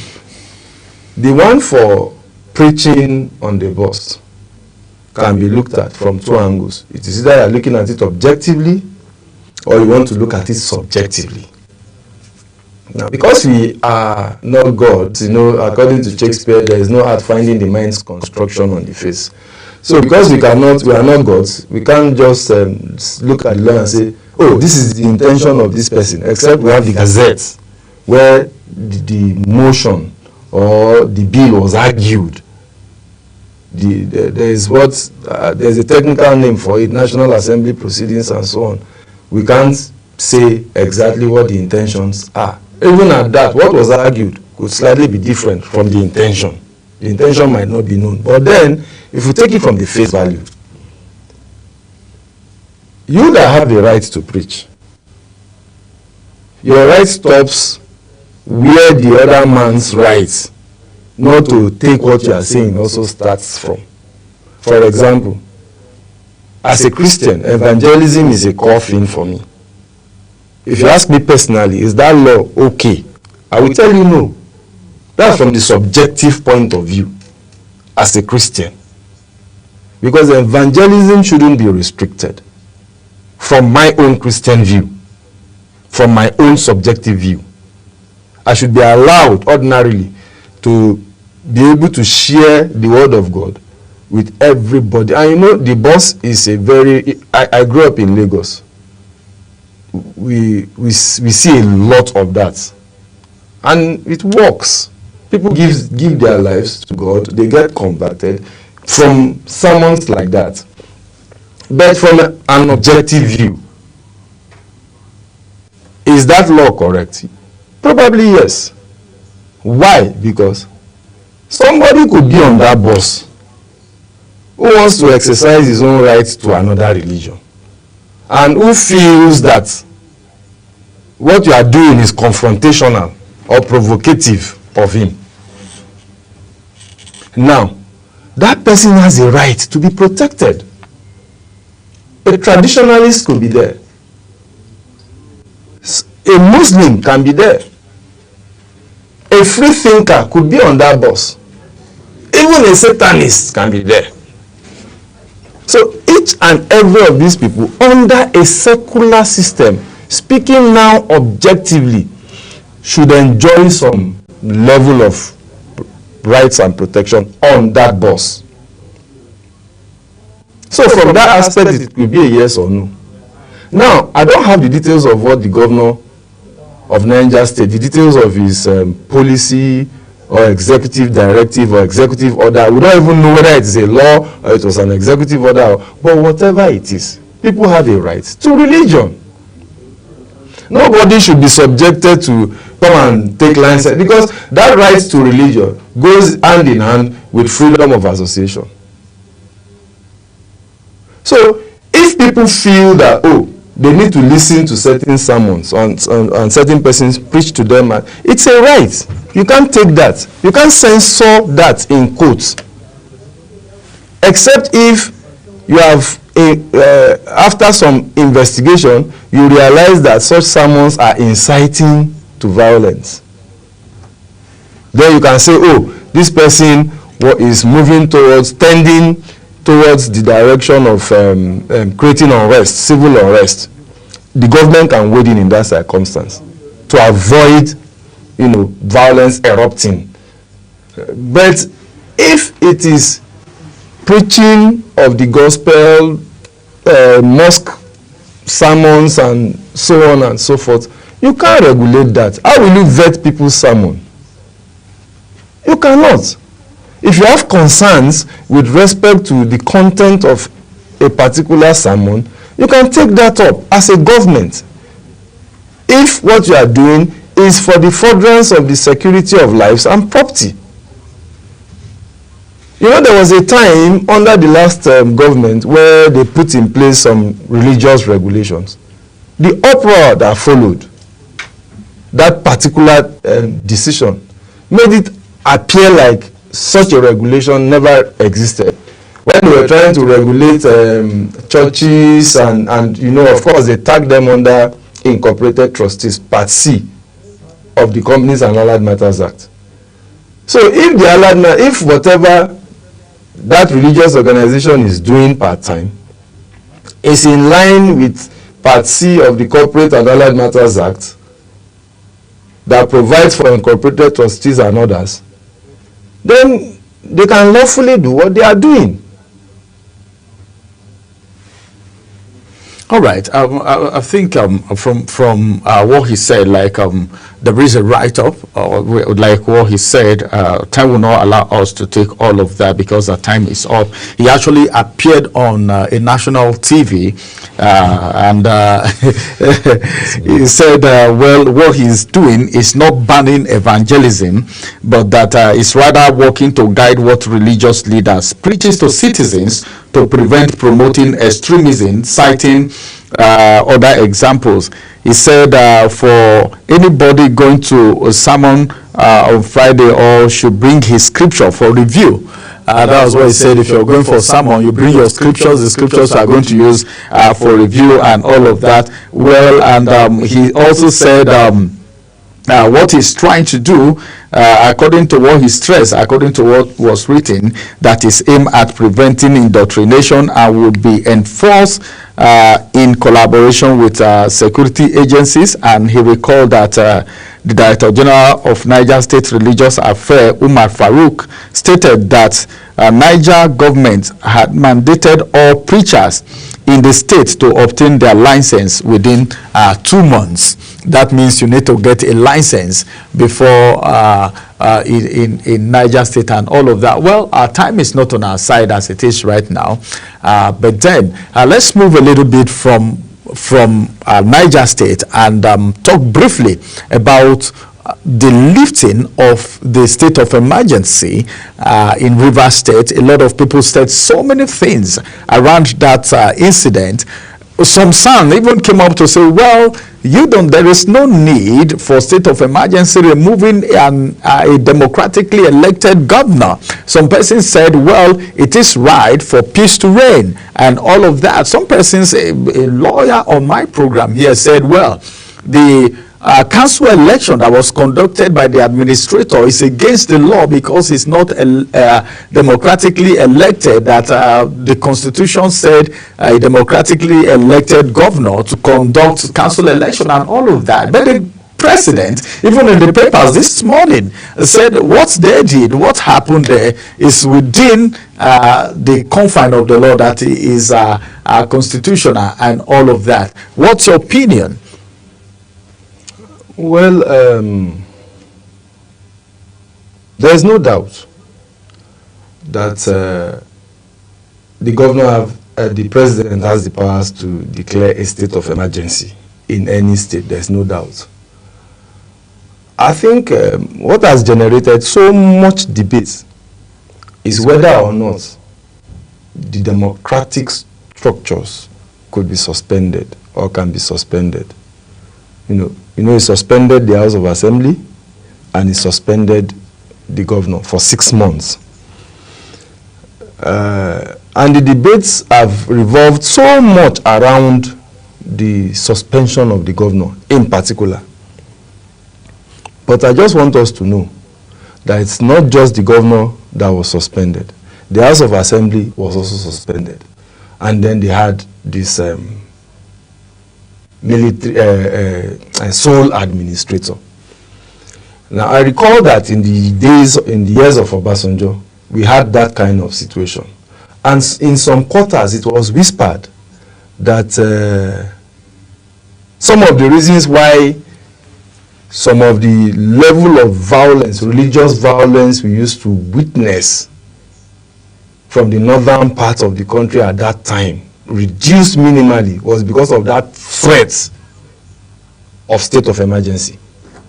It was whispered that there was some form of this thing to the effect that if it happens in your state, I declare a state of emergency. So many governors didn't want to lose their seats, even if it is for 1 day. And then there were adjustments. Now, in the case of Rivers State, what happened? There's a Supreme Court judgment. And that judgment is still subsisting and valid. That said, in essence, that there is a total collapse and breakdown of governance in Rivers State. That's the essence of that Supreme Court judgment. Now, if you are a president and there's that kind of judgment, and you've had and called for meetings, I think about 2-3 times, called the parties, and they were supposed to have settled or sorted themselves out, and they didn't do that. And then you hear there's this rumor to the effect that, oh, the House of Assembly is about to impeach the governor. And then you heard that one pipeline was busted somewhere, a situation we've not had, a scenario we've not had for a very long time. And you link that up to some threats that were uttered by the sitting governor on national TV, flying around on social media. And one person is in the FCT insisting that his own political structures, in quotes, in the state is what should be. And you have this kind of chaos. What will you do? This is the foundation for that. You see, because laws are meant to fit into facts of the situation. You don't apply law in vacuum. You don't apply it without a foundation. So that was why that state of emergency was declared for 6 months. And you know that part of the issues they had at that time too triggered to local governments. Who are the chairmen of each of the local? We had violence in some local governments. And some local governments were totally shut as a result of that. This is a chaotic situation. So what happened? It brought the sole administrator in. And what was the sole administrator supposed to do? Douse tension. So if you want to be power drunk and you are structure drunk and your supporters are in the local government fighting for this or that, what do we do? Which was the reason why they also had to sort out the local government thing by conducting elections. Now, whether those elections are proper, whether the persons that were there are supposed to be the persons there, whether the election was free and fair and all whatnot, those issues are issues for discussion for another day. We can go into that, but we don't have the time. But just to address the issue of the emergency rule or the things that happened within that period, yes. So we'll wait, now that Fubara is back, the governor is back, we'll wait to see if the decision taken actually achieved the purpose. All right. At least there's peace in Rivers State right now to an extent, and even Ibas said he was able to save 5 billion for the state, you know, from civil servants and all of that. All right. Many thanks for joining us. Our time is up, like you said, and we can't continue anymore. Thank you very much for joining us on Global Morning today. Thank you for having me. Let's go on a quick break. After this break, the second discussion will continue. Stay with us.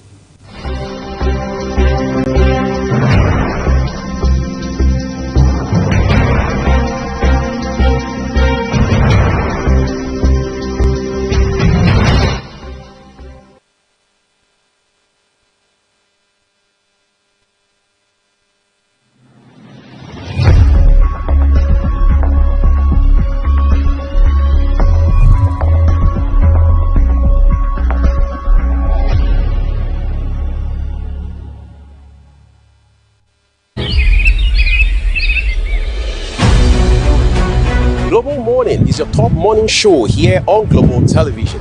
We bring you fresh news updates daily while delving into a variety of current affairs and topics. And at the same time, keeping you well informed about important events, both national and internationals. Global Morning serves as a valuable source of information, helping viewers like you start your day well informed.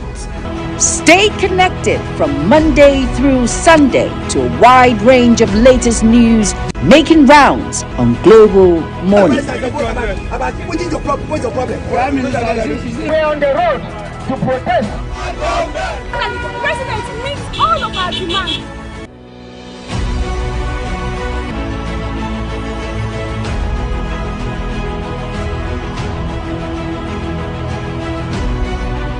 This is Global Morning.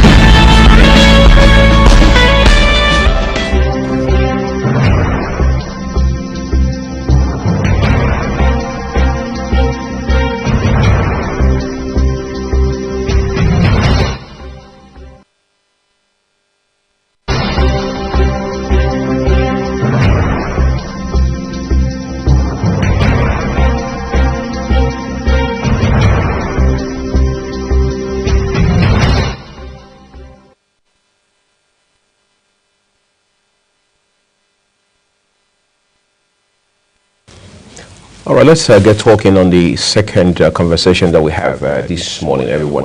The political space just continues to evolve, especially in light of the 2027 general election. Every other day, it is one, political bigwig talking about some of these issues, or some other, critical stakeholder trying to make certain points, if you like, just establish narratives around what the political parties are doing. And for the ruling party, it has insisted that the coalition has nothing on it as it has to do with the 2027 presidential election in particular. The coalition and the entire opposition front now says that the goal ultimately is to unseat President Tinubu come 2027.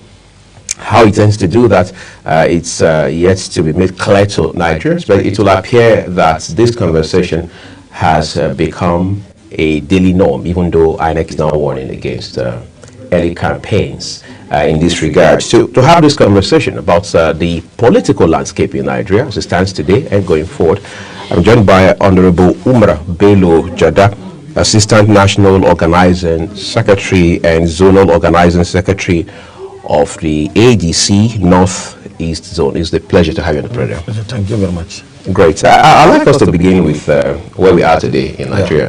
Of course, I know opposition hardly sees anything commendable with the ruling party. But when you look at the APC today, really, even though we know, yes, there are those who are falling out of this government, even some who have formally resigned their membership of the party and moved to the other side, whatever that means. What's your sincere assessment of this government under Tinubu?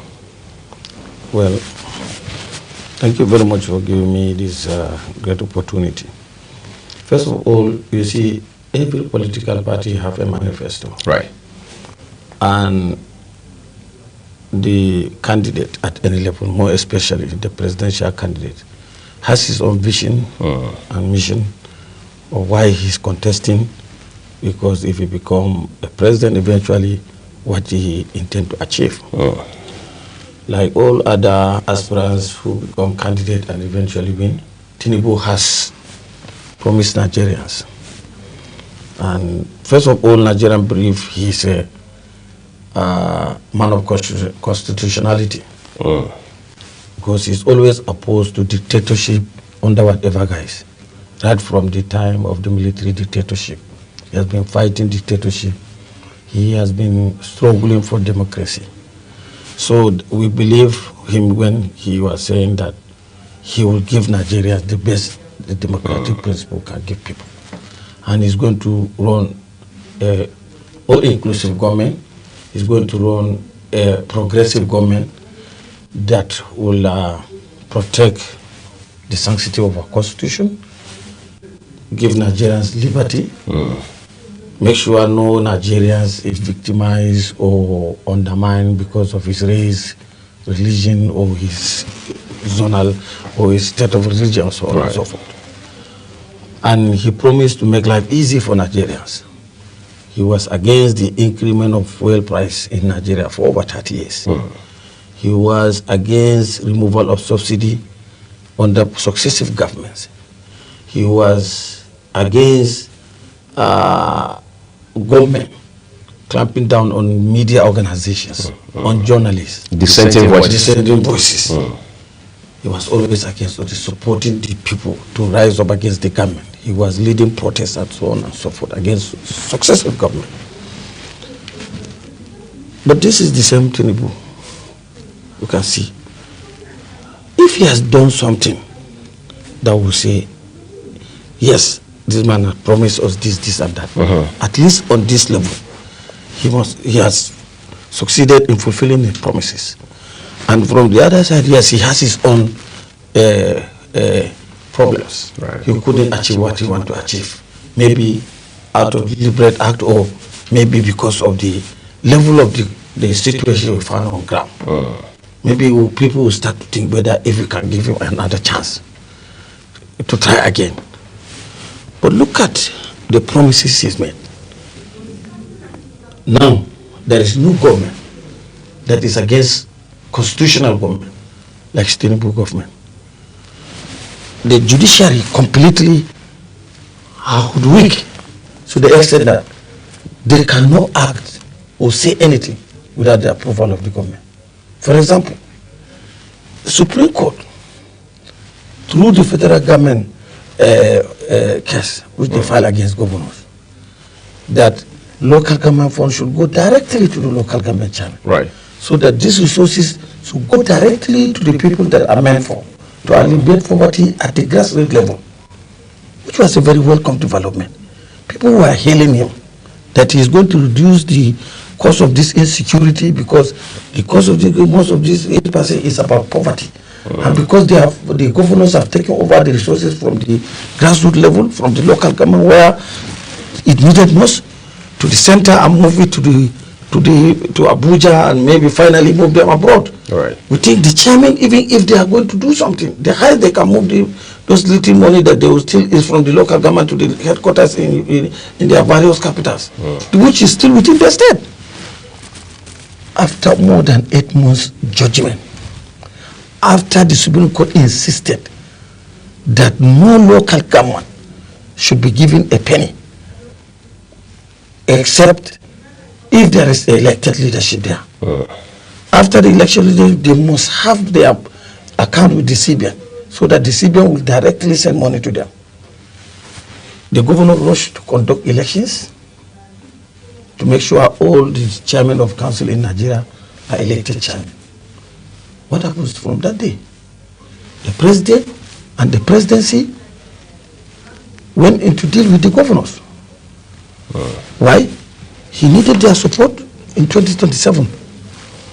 What? The Nigerians did not vote him to come and contest for 2027. They vote for him as president to come and solve the problems of the previous government. The problem Nigerians are in. He should come and right the wrong. For 4 years, that was the mandate. It's for 4 years. Let him deliver the 4 years, and Nigeria will now consider whether he is trustworthy or is good enough to proceed. But how can you go in to deal with the governors? And you see Attorney General, who is a seasoned lawyer, a son for that matter, to go and play nonsense on the intelligence of Nigerians by telling them that we are under making arrangement, we are trying to make administrative this, he is manipulating the English, the legal terms, manipulating people. Which type of, where are the procedures? When you say the governors should have elected people for chairman and councillors before a particular date, you force the governors to conduct elections. Are you insinuating with your narrative that President Tinubu is putting his personal interest before national interest? Yes. If I were him, I wouldn't have in the first place initiated that case. If he that initiative of the case was in good intention, but eventually, when he compared the consequences of that action, he doesn't have confidence in the poor masses across the nation who may be happy and feel obliged to support him. He feared the governors more, thinking that the governors are in control of states. So they now come forward and tell him, look, you are having challenges.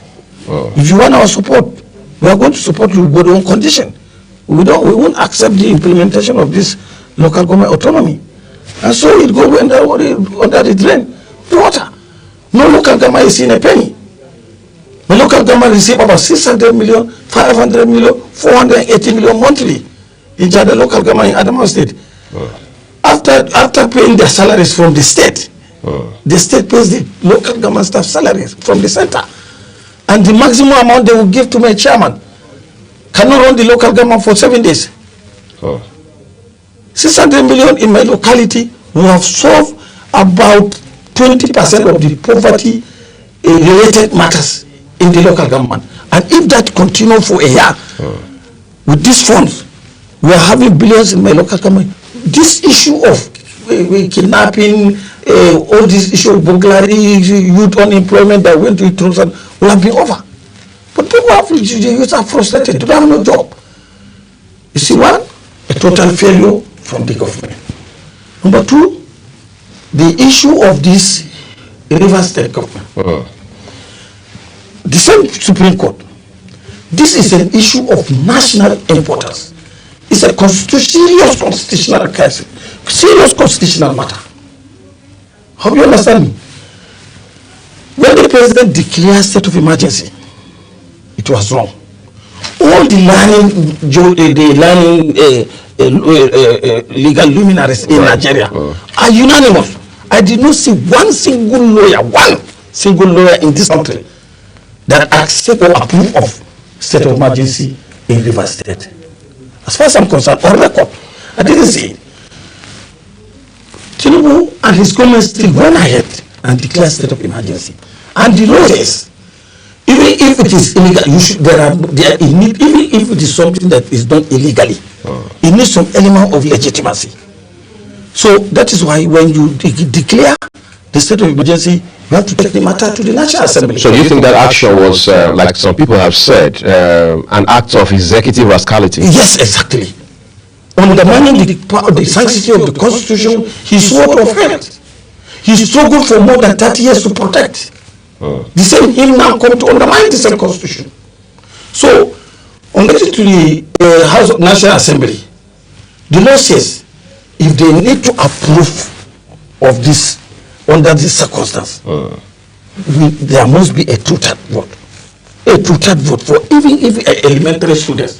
Know what a two-third vote? Right. When Obasanjo, a military general, was elected president, when the issue of Tatan was being floated, they went to the National Assembly. Right.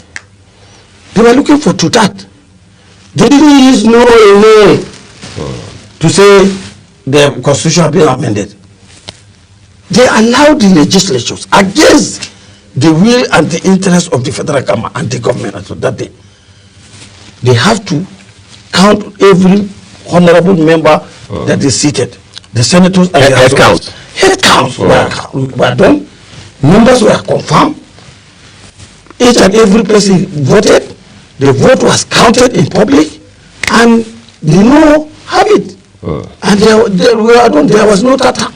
And the level is not fair. Right. But on that table, the person that is a custodian of democratic struggle. You call it Afenifere, you call it Nadeko, you call it progressive, this and that, Awolo, this and that. Save Nigeria Group. Haba. Same person using the National Assembly, holding them by the neck, that they must confirm this. They went to the Senate, the National Assembly, they couldn't get the quorum. Even the quorum during sitting, because members insisted head count should be taken. Right. They say no. The speaker insists that as they are voting will be counted. Is that what the law says? They passed the two-third based on nay. Even when the voice was saying nay, they said yes have it. That's done. The state of emergency was declared. You see, from the executive, the illegal action.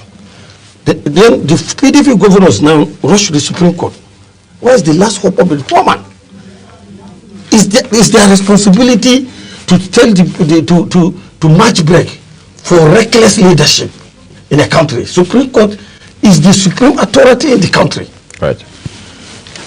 Because of the fear of this government, that if they take this case, there will be consequences against them. Maybe they have something to hide the Supreme Court judges. Maybe they have something, skeleton in their cupboard. Only God knows. They keep this case despite the urgency for Nigerians to know the determination of this case. What did the law say? It's not about Fubara. It's not about Rivers State. It's about Nigeria as a nation. It could be Zamfara tomorrow. It could be Lagos next tomorrow. You understand? Now, the Supreme Court keeps moved. Like if nothing happens in this country. Until the 6 months expires. No Supreme Court judge feel worthy to mention this case, even for once. As far as they are concerned, nothing happens. What I say, are we a democratic government?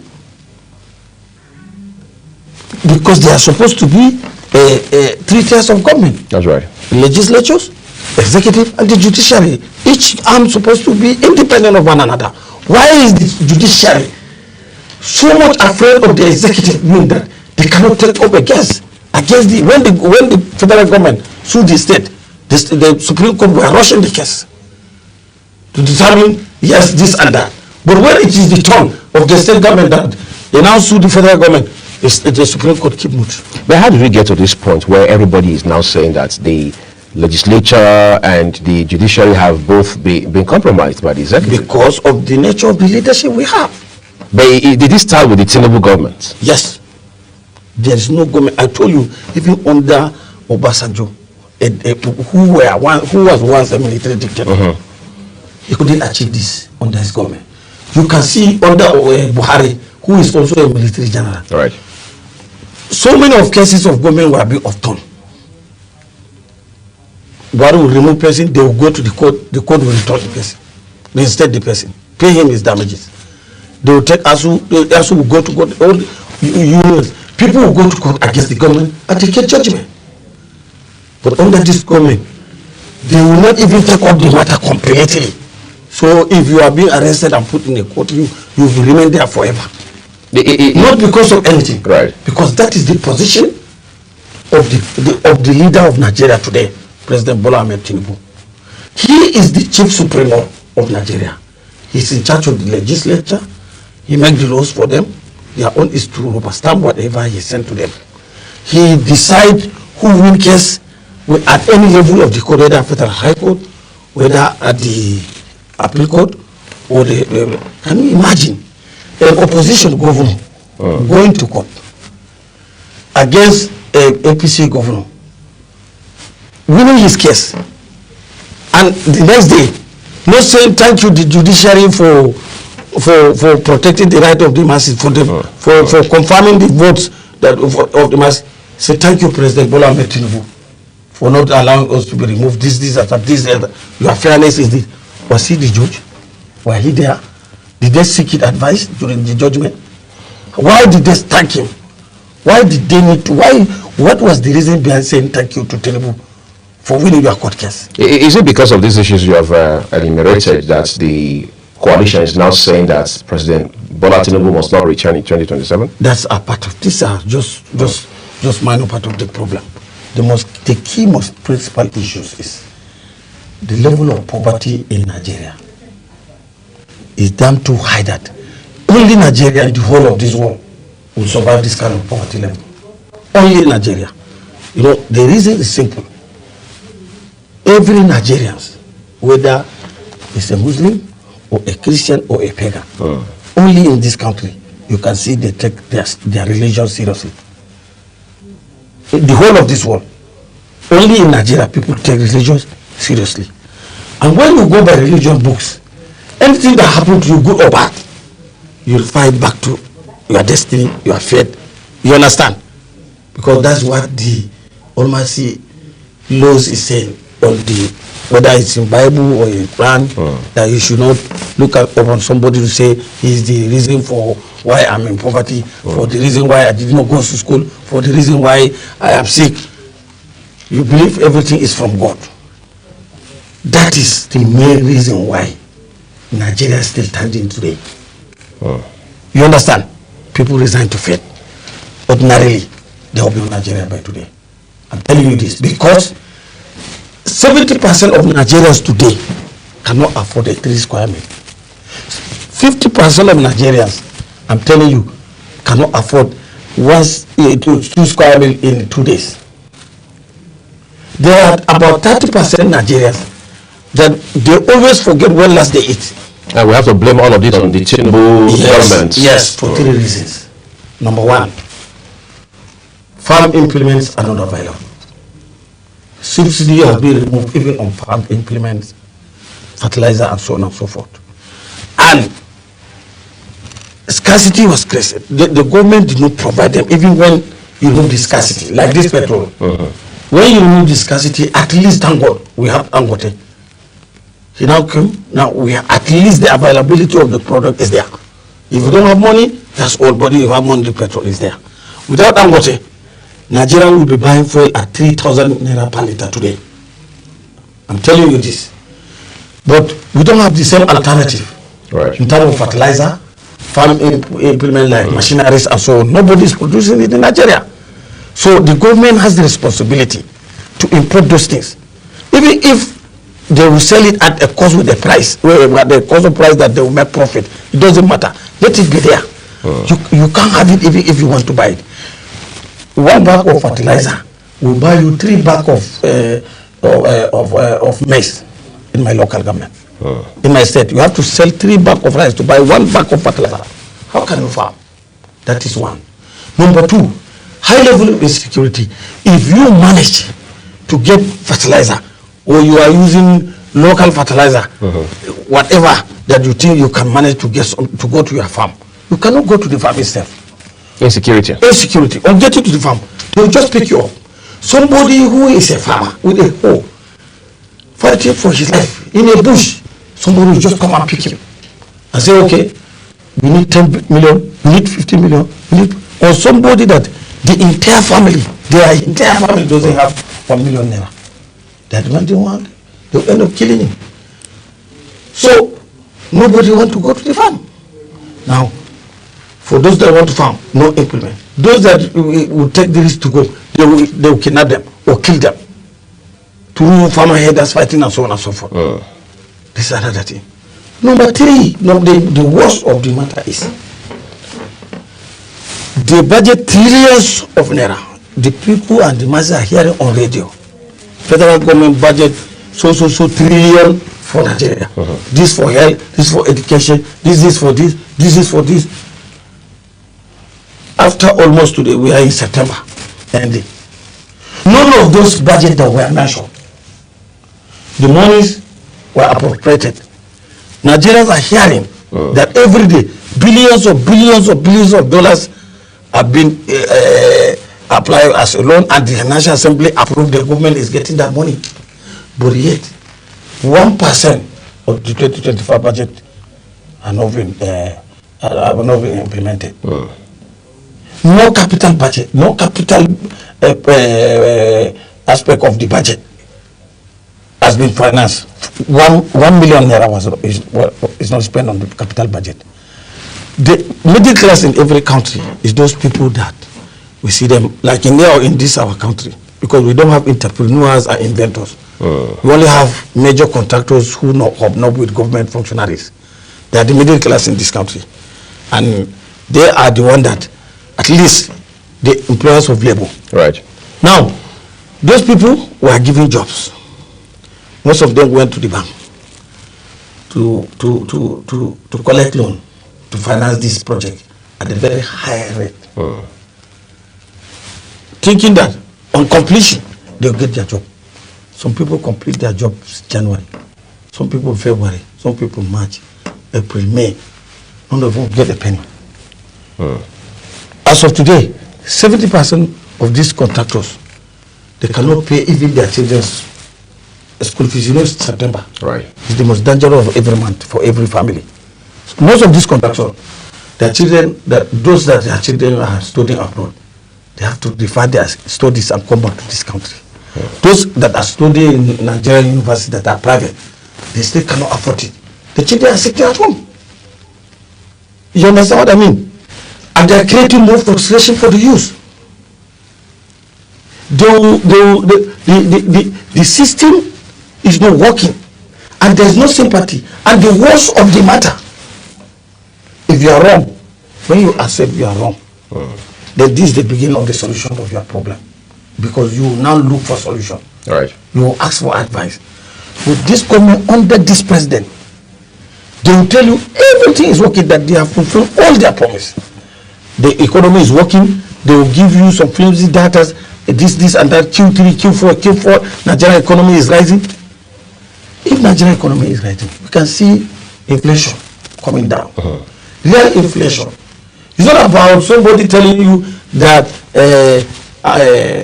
I will give license to my friends to import rice, sorghum, food items and so on. Now you went and you give them waiver. They may be getting money from the federal government as, let's say, as support. They import those things into the country. They have tax waiver. They come and sell it. They must make profit. Nigeria is losing the revenue because they are not paying. Because they are not paying tax. They are using government money to import. They are selling it at a exorbitant price because those rice they are importing, they are supposed to be selling it at 17 to 20,000 per bag.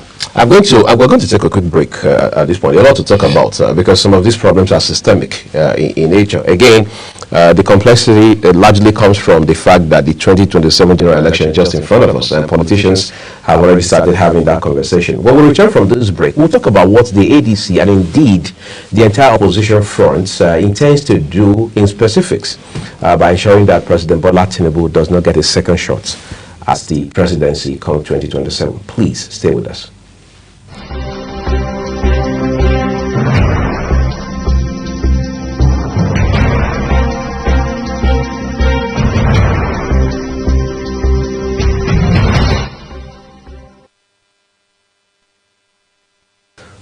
So, Honorable Judge, I'm going to ask you this, for example. I mean, your principal, His Excellency Atiku Abubakar, it's a strong force to be reckoned with when it comes to opposition as it stands today. Of course, he's strongly affiliated with the ADC. What's more, there are those who are now saying that, well, His Excellency has a personal axe to grind with the President, Bola Tinubu.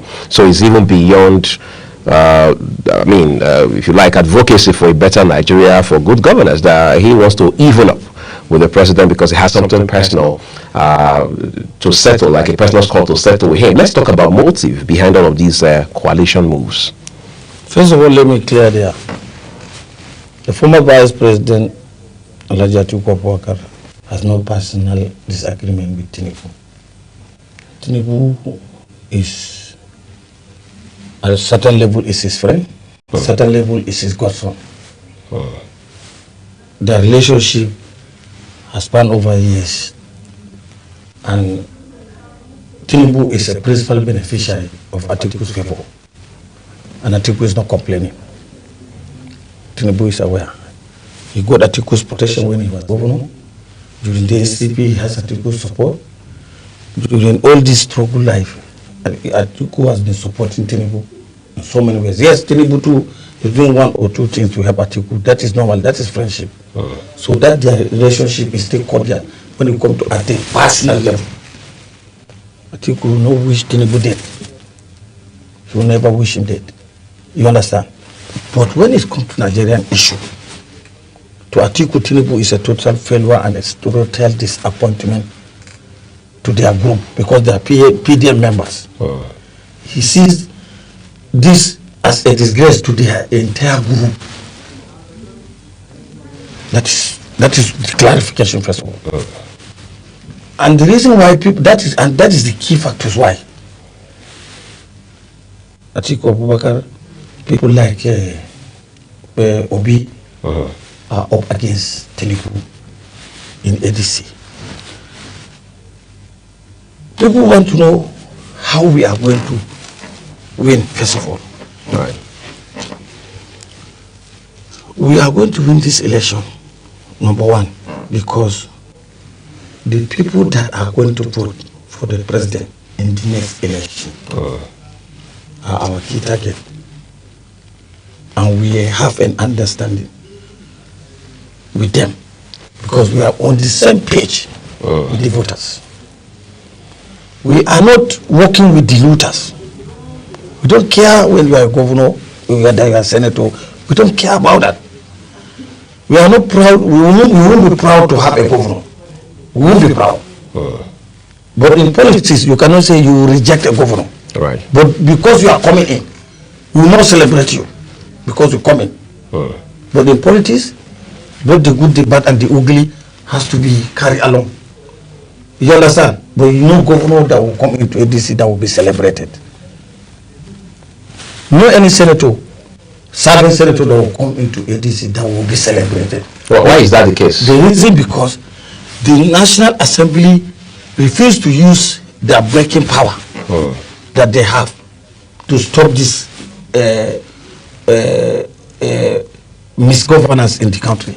They have all the powers. The opposition has more numbers of legislators before now than the APC, the ruling party, both in the upper and the lower house. And yet, they went and connived with the ruling government and become rubber stamp. So why will you celebrate somebody that is a failure?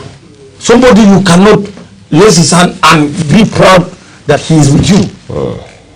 You understand? That is why, despite the fact that every day governors and senators and reps are decamping into APC, endorsing Tinubu, yet Tinubu voting advantage is always going down.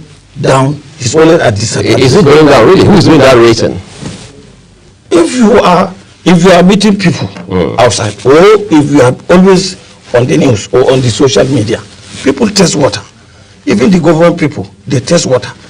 They will tell you, Obi, Atiku, and Tinubu, who are you going to vote in 2027? Right. You can see.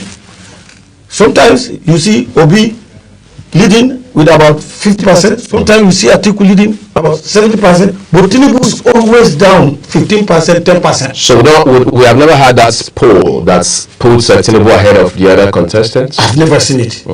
But you can try it tomorrow. The Global TV should try it tomorrow. Organize a poll online. Now you know you can say even because most of Northerners are illiterate. People believe that Tinubu enemies are in the north. But is that not true? No, it's not true. Tinubu main enemies are in the south. They are about people. I grew up in Lagos. I've been in Lagos for 14 years. Since 1986, I've been in Lagos. I stayed in Lagos for 18 years before leaving Lagos to Abuja here. I have a lot of friends from Yanakwaja, Amodofin, Ikeja, Alabarago, Obalande, coming to Okoyi, all these areas. There's nowhere we didn't see. We didn't stay. Apapa, Marine Road. You understand? These are all areas that we have friends and brothers. Right. I'm telling you, they are telling us that they cannot afford to operate businesses. Heavy tax, inflation tax, reduce the value of their capital base. If you have 100 million before the coming of Tinubu, let's say you have 4 shops, that you have 25 million. Today, the whole shop, out of the 4 shops, 3.5 is gone. The remaining one, what they have, the proportion you have in your shop, if you value it, it's not up to 10 million of before 10 million you have 10 million value of good that you have before Tinubu coming into power. You can still market women crime. They cannot afford to buy Gary because their economy has collapsed. Most of them has 2 million as a capital base, 500,000, 200,000, and they are making profit and making money feeding their families, paying school fees. With the inflation, that money was wiped away to zero. 500,000 cannot buy you anything. You cannot pay school fees anymore. So it's like you're back to zero. They over there that they rely on everything. They have to buy everything. They don't have place to manage to farm. We in the north, no matter how we have space even within our household to farm something to eat. They over in the south, they don't have that one. They have to go to the market. They have to buy from what we produce, the meager product we are able to produce from the north, and the one imported. All this one but the price is so high that they cannot afford it. So they are the most severely punished by Tinubu than we in the north. That's why when you go to the marketplace, and interview Yoruba women, Igbo women, Niger Delta, you can see they are causing the government. That you shouldn't be there in the first place. What political advantage would the ADC be bringing against the APC government in 2027? That is because that is the reason why that's why we call it coalition. Coalition of ideas, not only of people. Coalition of ideas. You can see the progressive, vibrant ideas of Obi, who is like a socialist but a capitalist. He mixes socialism with capitalism. He is nurturing an idea of capitalism that will not affect the social livelihood of the poor man. You understand? Atiku is coming in with entrepreneurship idea, how to grow economy in such a way that is so open and most of the business is run by the business people. You understand? Nigerians, entrepreneurs, to be in the driving seat in moving the economy, not the government. The government is to produce, to provide enabling environment, support the businesses, for the businesses to thrive and make profit. But there's a bit of challenge I would like you to address as we wrap up now. ADC, just like most of the other parties, has been referred to as a party, as a house that is divided against itself, and there's a context to that. They say that, first of all, the David Mark-led leadership has come to, quote-unquote, hijack the structures within the party, and we are seeing people like the gentleman Dumebi and the others railing against your leadership as it stands today. That's number one. Number two is, for a political figure like former governor of Kaduna State, Malam Nasir El-Rufai, the conversation of whether he's still a member of the ADC or not is ongoing as we speak right now. The man has been on national television to establish that he's a bona fide member of the ADC. For anybody who's still in doubt, should go to David Mark and find out and things like that. Is this not a case of he who must come to equity must come with clear hands? You see, you are taking me back to Tinubu's style of leadership that muzzled the opposition because the government failed. Because the government have nothing to sell to the people to get vote. He want to contest alone. So how is Tinubu's issue a problem for the ADC? I say, no, it's not about ADC. Tinubu, when he came into power, he tried to destabilize the first political party he went in to destabilize using Ganduje and Co. is NNPP because of Konkoso. He wanted to force Konkoso into APC. Konkoso resisted. He uses people through the court judiciary. Konkoso stand and fight. It takes him time, resources, and daring move for him to survive with his political party, NNPP. They now move to Labour Party. You can see how they dismantle Labour Party to make sure Obi doesn't have a balanced position. To so you are insinuating there's a faction of Labour Party loyal to President Tinubu? It's not about loyalty to him. There are, as I'm telling you, they make sure they impoverish everybody because they are the only people source of income. They will give you what you don't expect to get. You don't have anything. You are a Labour Party chairman. A Labour Party chairman without a car. This is a party of comrades. You understand? But because of the hardship in the country, you have to take to school. You have to eat. You have to do burial. You have to do this and that. They now give you one Prado Jeep, brand new. They give your wife a 100 car, and they give you 100 million. Let's say as a token. Say, okay, we give you lawyer a son. Go to court. See FCC and there. Go to court and claim this and claim that for court. That's how they bought into the political parties. Use the judiciary to destabilize the political parties, including your ADC. Any other political party. Including the ADC. They come into ADC because when we maneuver like we are going to ADA, we are going to register ADA, they rush into and now submit another ADA to create a conflict of dual identity. Then we turn around and say, okay, we are going to SDP. Immediately they rush into ADA and start impeaching the leadership, creating chaos and problem here and there. Finally, they saw us in ADC, they were surprised. So the issue of hijack doesn't come in. ADC willingly, they lobby, because all those political parties, they lobby for us coalition to come and join them. So as it stands right now, ADC has come to stay. And there's no conflict in there is no conflict. That issue of people, somebody claiming, let me give you this very simple idea. In 30 seconds. Just 30 seconds. This so-called guy who is claiming that he's a deputy national chairman. Right. Number one, he contested for governorship of Gombe under the same ADC in the last election. That means when they did the congresses in 2022, he was never an exco of this party at any level. He was a candidate. After the election, he lost the election.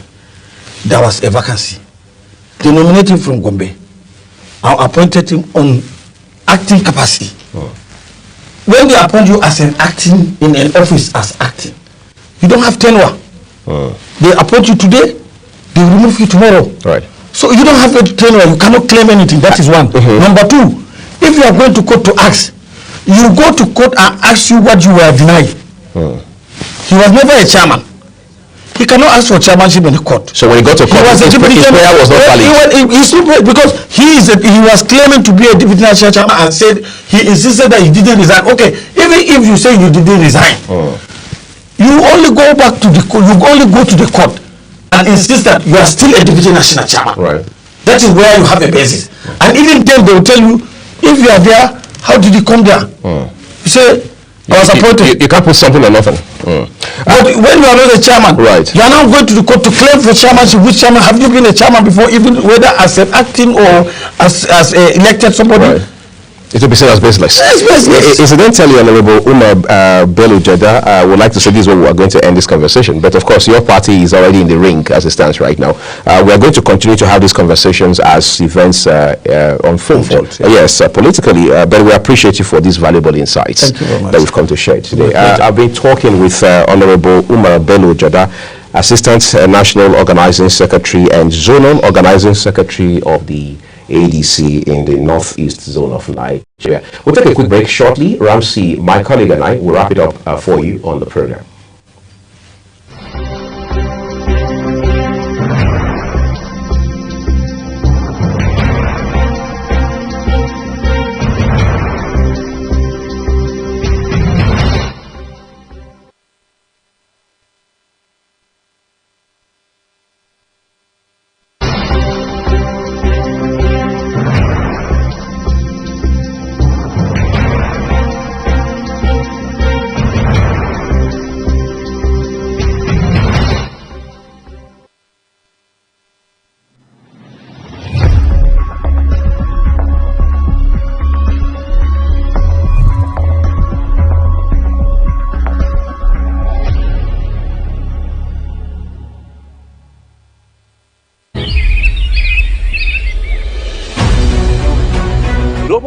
Is your top morning show here on Global Television. We bring you fresh news updates daily.